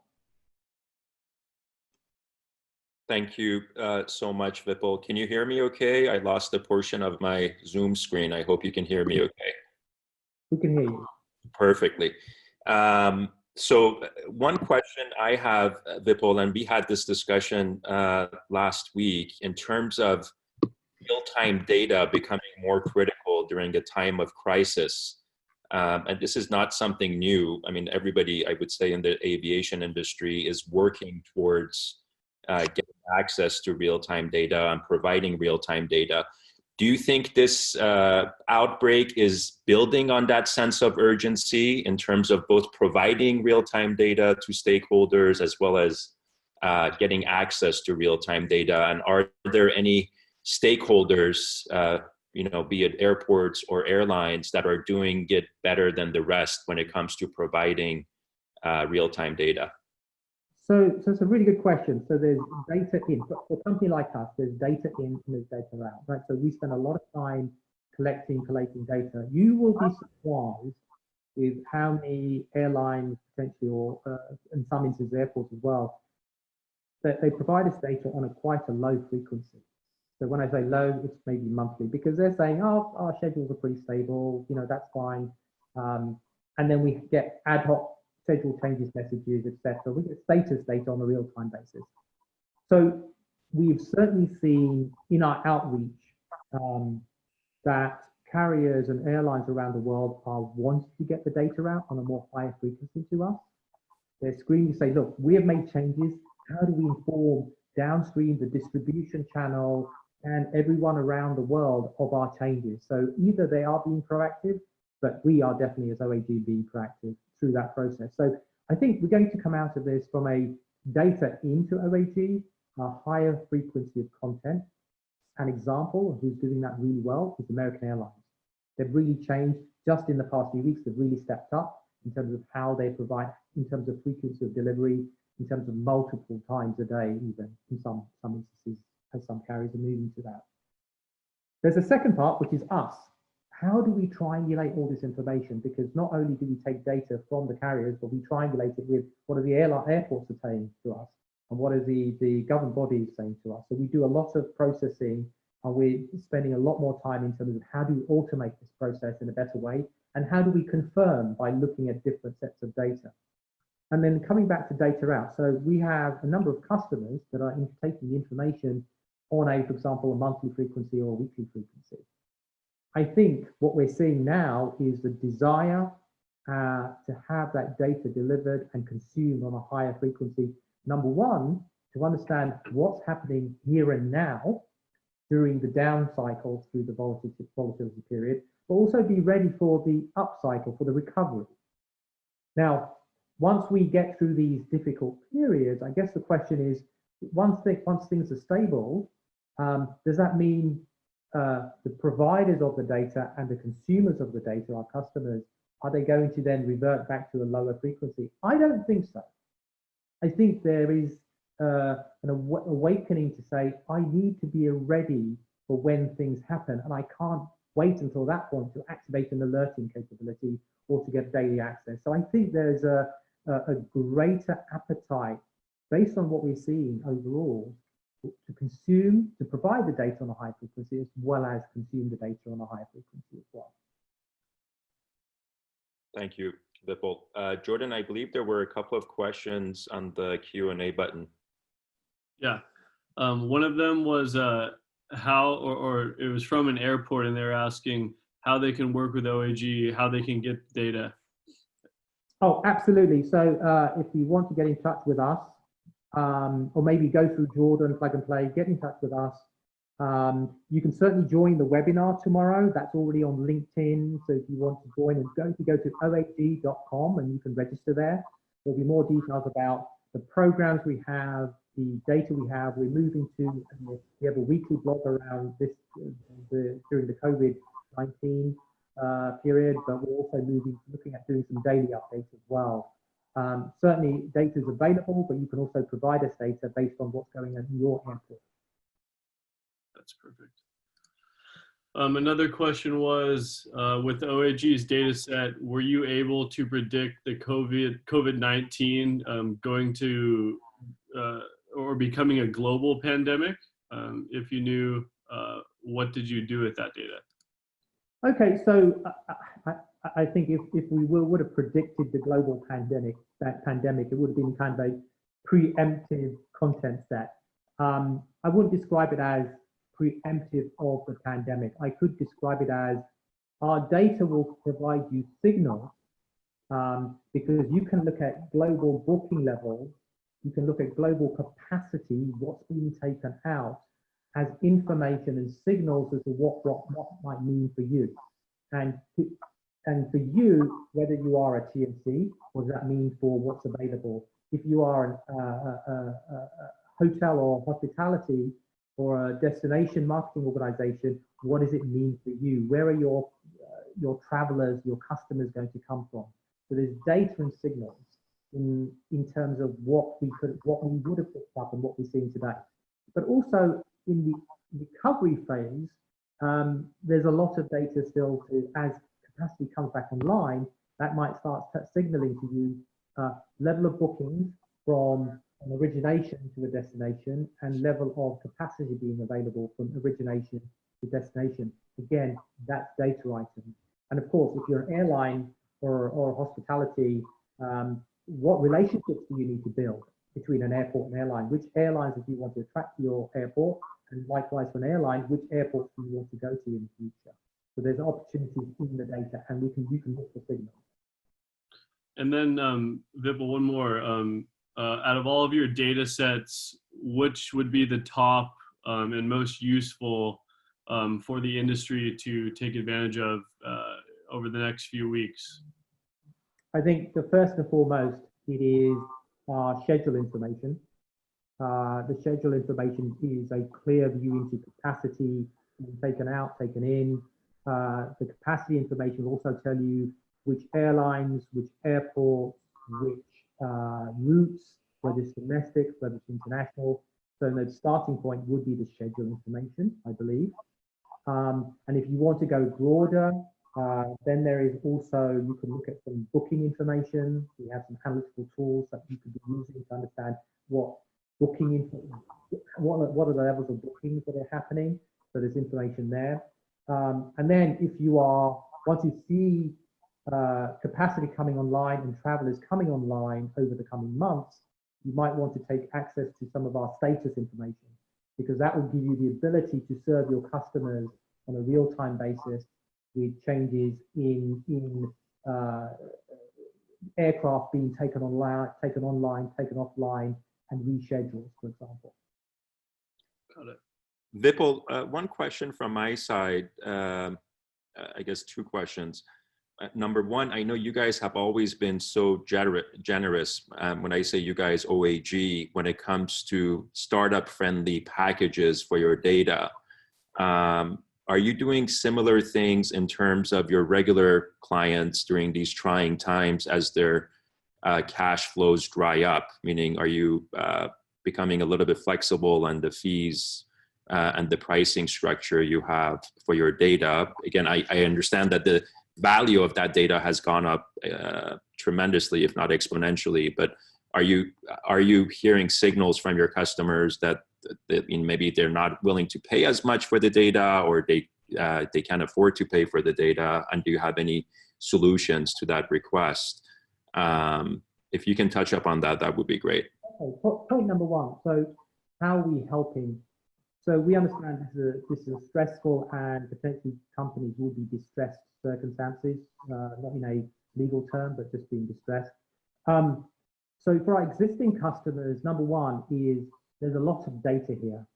So we're able to provide some insights through our analysis, and I just giving you a very high-level glimpse of some of the analysis here. So information through the analysis. So what can they take out of that? Number one. Number two, we are doing some quick innovation and deploying some analysis that will provide more insight, more daily insights, to be able to do some analysis that which they wouldn't be able to do before. So that's going to open up capabilities to get some visibility. And number three, while we're not going down the road of any deferrals and payments and so on, what we're looking at is we're opening up the ability to access a higher frequency of data, because that's the value to them. So if they're taking information on a monthly basis, how do we move them to a daily or a weekly, for example, based on their needs? And then we'll work with them, say, well, how do you go back out to subscribing at that level at the right time? Thank you, Vipul. I think since we have Vienna International still online, I see Patrice, you're still with us. And Saeed was with us as well. I believe he can hear us. Maybe we can use the remainder of the time to open it up to the audience so they could ask questions via voice. Olivia, are you online? I am. Great. So for the folks on the line today, I'm assuming Patrice has a few more minutes. Vipul is online. Jordan is here, and Vienna International folks, Wolfgang and Rita, are still available. Thank you, by the way, Wolfgang and Rita, for staying so late. I know it's close to 7 p.m. your time. But let's open it up to the audience, and Olivia can unmute you if there's any particular questions from the folks who are still online for any of the panelists or plug and play folks.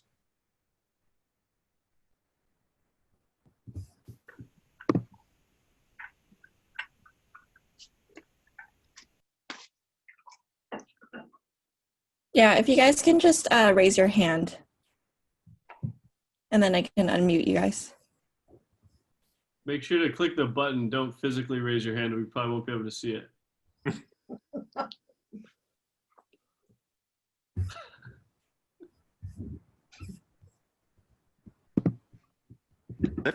Let me ask a question to the Vienna International folks, Wolfgang and Rita.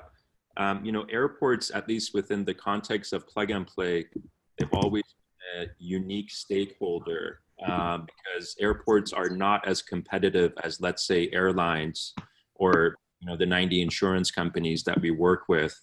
And we've always seen some competition that takes place across airports because they're not necessarily competing for the same passengers or travelers.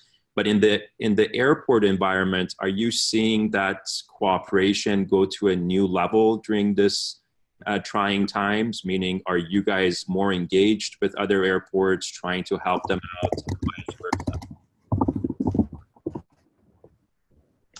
Well, Amir, can you hear me? Perfectly, yeah. Yeah, okay, thanks.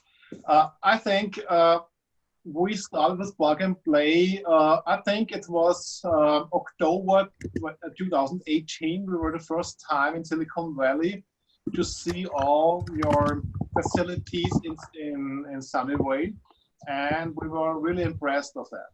And so we signed the contract, I think 6 or 7 months ago, and the plug and play team started operating in summer of last year. And I think airports always have the same problems, yeah, to solve. And for me, it's very helpful to be in the team globally with all the airports sitting together with guys from Beijing or Mexico City, and we can hear their problems and maybe the strategy to solve them. And it's very fruitful and very helpful for us to hear that. And I think after the coronavirus, this connection will be stronger than now. And Wolfgang, you guys also did something unique. You build an academy where airports can come and learn best practices from Vienna International.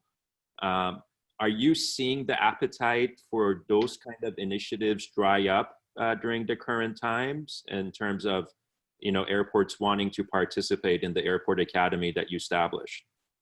Yeah, we'll start the academy in autumn this year. It's about the non-aviation activities of an airport, so creating an airport city. And I think it's more important than before the crisis because non-aviation activities stabilize also the business model of an airport, because to have revenues from real estate department, the parking, the shops, the retail, and that will be the key to be successful in the future. And I'm very convinced that our academy will doing well in the future. Great. Perfect. And then we do have a question from Carl Lewin. Carl, can you hear us? Hi, can you hear me? Yeah. Hi, thank you, everyone. I'd just like to first make an observation based on the earlier conversation about us all working from home now and the impact that might have on the travel industry. And from my own insights, my wife is a senior director with a US corporation, and she's been working from home for the past 4 years. And her travel dates have more than doubled during that time frame because of the requirement to obviously be in office and change office and move office during that period. So I don't believe the travel industry should fear teleworking and working from home. If anything, it's a greater opportunity for us and more opportunity in kind of short stay, local stay, because we don't have that home office anymore positions. My question is on a different matter to the collective audience here is anyone seeing indications of maybe stronger visa requirements as we take international travel on?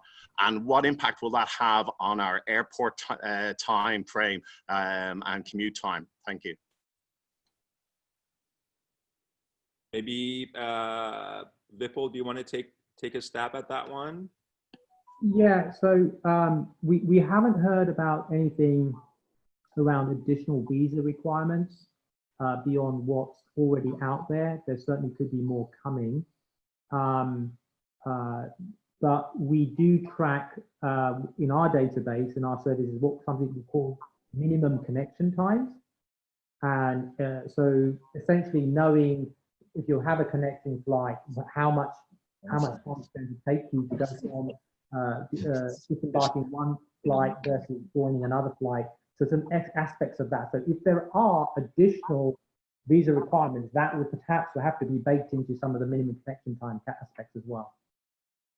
Guys, we also have the startup Sherpa listening in the background.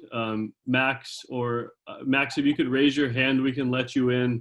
You mentioned that you could talk to that point as far as the visas are concerned and if there's a uptick in demand. Or more restrictions. Am I on? Can everyone hear me? Yeah. Yes. Great. Yeah, I can speak directly to this. So for background, what Sherpa does is we make it easy for travelers to understand and apply for travel visas through a set of APIs.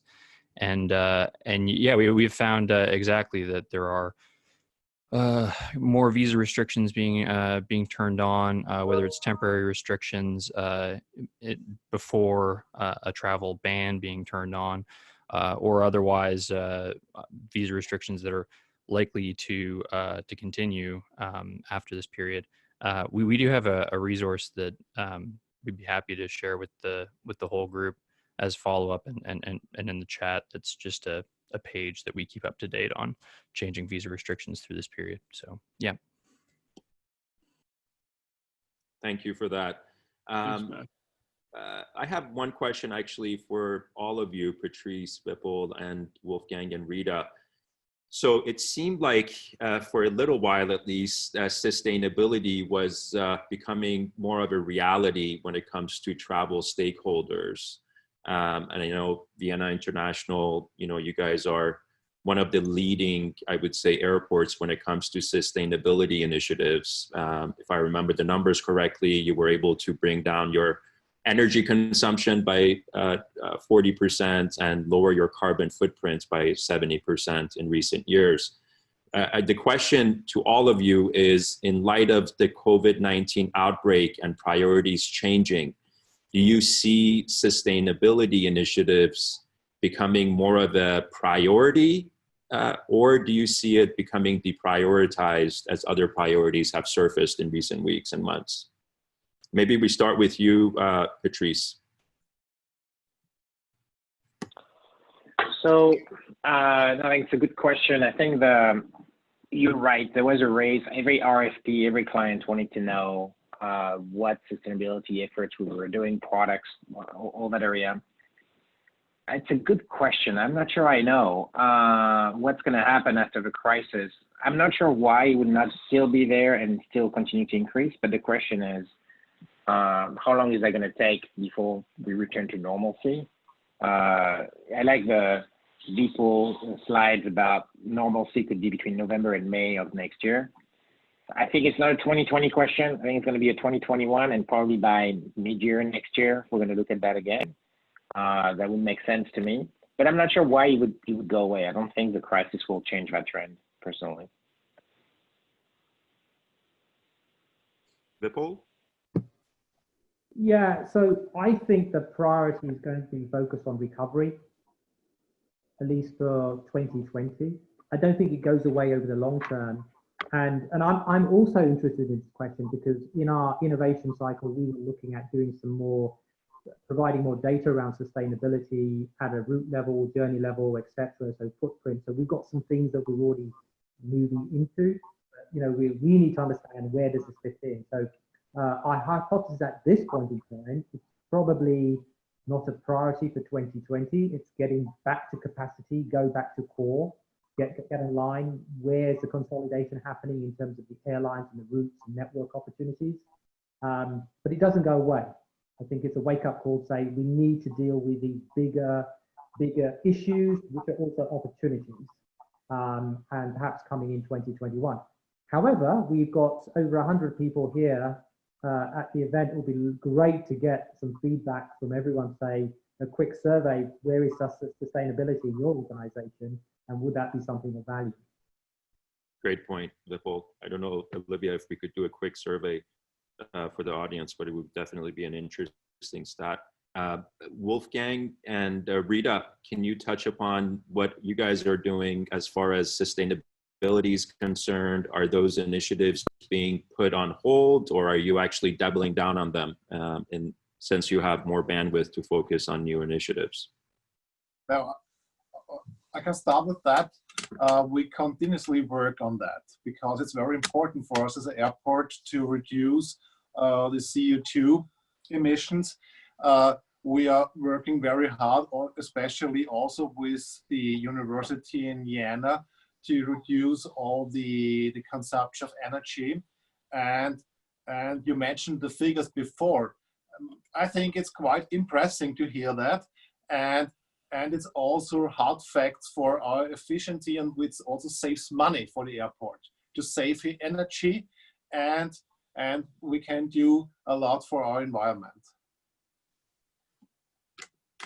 Yeah, I mean, actually we are continuing with the project, so we didn't stop that, and they develop something that could also be used by others. And we try to explore them after this is finished and prepare maybe a rollout for this. So this is really helping us in continuing the sustainability path we entered. Yeah. Thank you both. Olivia, I believe there aren't any other questions from the participants. Is that still accurate? There's one more. Go ahead, Jordan. Do you think that different demographics will start traveling at different points in time? For instance, are millennials more likely to start traveling before anyone else? Maybe, Vipul, we start with you. That's a great question. Our data doesn't necessarily tell you demographics. We can talk about, in terms of those age categories, we'll certainly can reveal by region, by location, desire to travel to different destinations. So that will tell us a lot there, but not down to the level of, you know, the demographics of the population. So no data there, unfortunately, at this point. Patrice, any thoughts on that? Well, I think it's a good guess. I think if I had to guess the same, I would think that older people will take some time before taking a plane or a cruise or something like that. It's going to take some time to get the confidence that it's working out. But I think it's true that we've seen all the numbers. The virus doesn't touch as much on the younger generation, so it could be a good guess. And you know, I think if I had to make a guess, maybe I'd do the same. But it's just a guess. Wolfgang and Rita, I'm sure you guys read, and I mentioned it early on during this webinar, that the White House and the US Congress came to an agreement on a $2 trillion bailout package, some of which the funds will be allocated to travel stakeholders in the US, including airlines and other folks. I don't have as much insight into what EU is doing. Do you guys have any information in terms of similar initiatives on behalf of EU agencies trying to come up with a similar package that would be a positive thing for the travel stakeholders in Europe? I mean, it's pretty much national, my answer.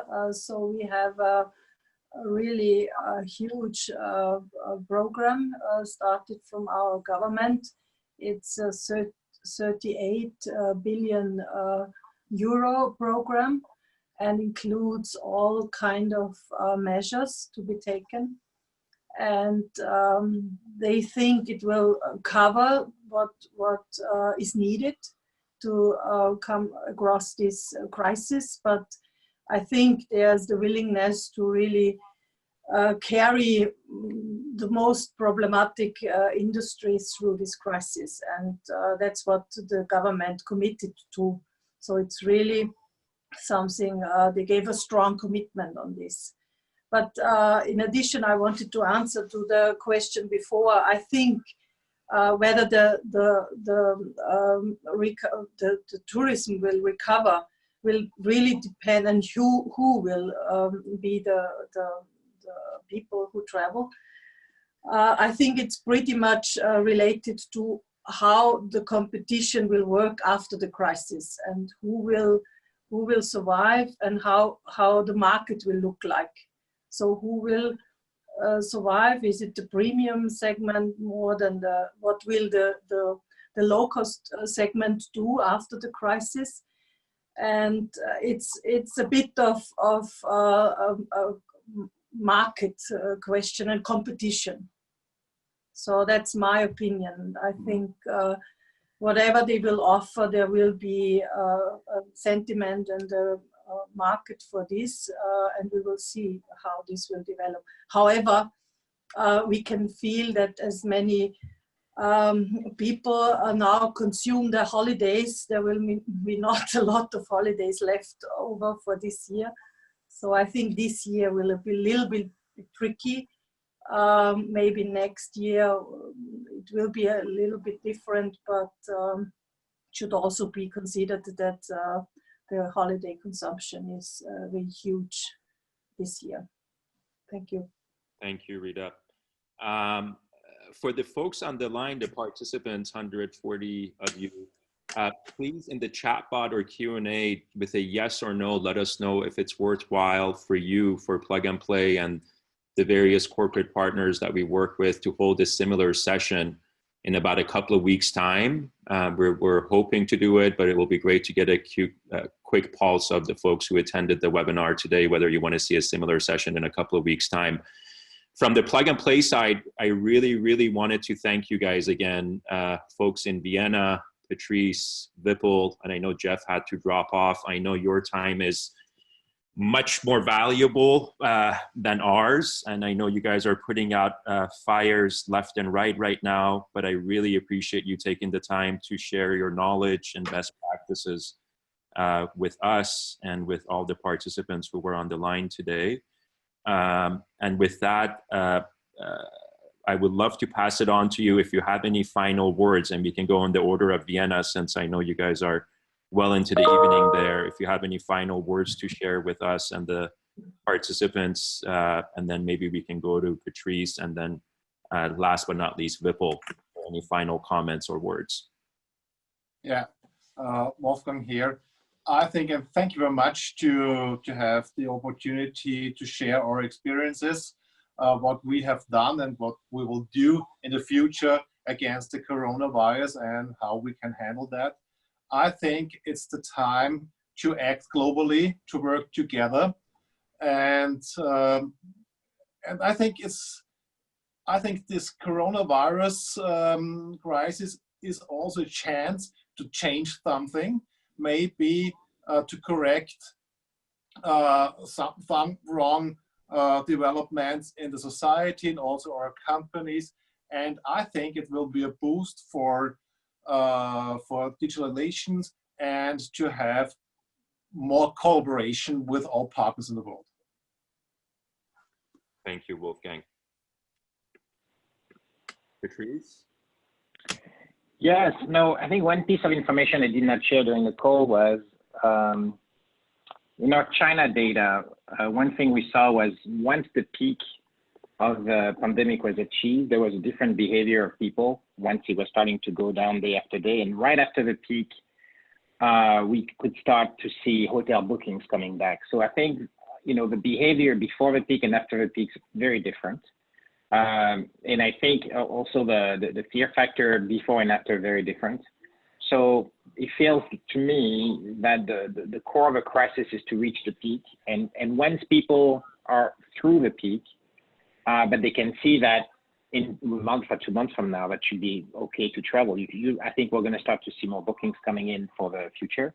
Because right now there's no bookings in the future. I mean, it's because we haven't reached the peak in some markets. So I think it will start this way. And like I think people said about domestic, definitely on the domestic market. So we need to get those peaks and we need to get through them. Thank you, Patrice. Vipul?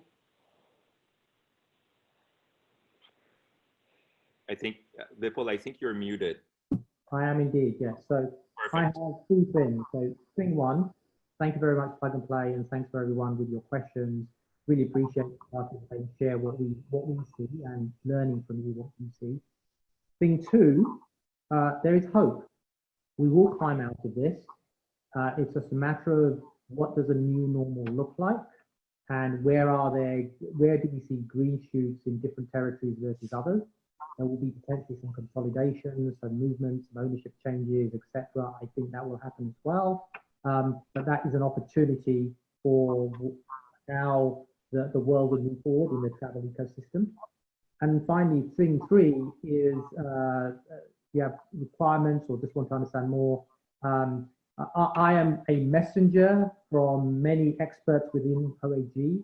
Our session tomorrow is being run by John Grant. He's an analyst he has way much more understanding of capacity and changes and so on. So you can hear him as opposed to my dulcet tones tomorrow. Thank you. So much, Vipul. Go ahead, Gordon. Go ahead. There's a few people with their hands raised. Vipul, Vienna International Airport. Patrice, if you guys have a few more minutes, we can let them in and ask their questions. If not, if you have to run, we can push it to next time. All right, folks, that's gonna be a wrap. Again, thank you to all the participants. Thank you to the presenters. Really, really appreciate your time and input. And based on the quick survey that I saw, people saying that they would love to see another webinar like this in a couple of weeks' time. We'll do our best to make that happen. We are in the process of evaluating a webinar with IATA and getting all their 290 airline members involved. Actually, IATA was supposed to make a decision today whether they want to hold that webinar. So if that comes into fruition, most likely that will be the next plug and play travel related webinar, and we'll be sure to inform everybody about that as well. And that's a wrap. I hope you guys have a wonderful rest of your week. Stay close, stay safe, and looking forward to more webinars like this in the near future. Thank you all. Thank you. See you guys. Thanks.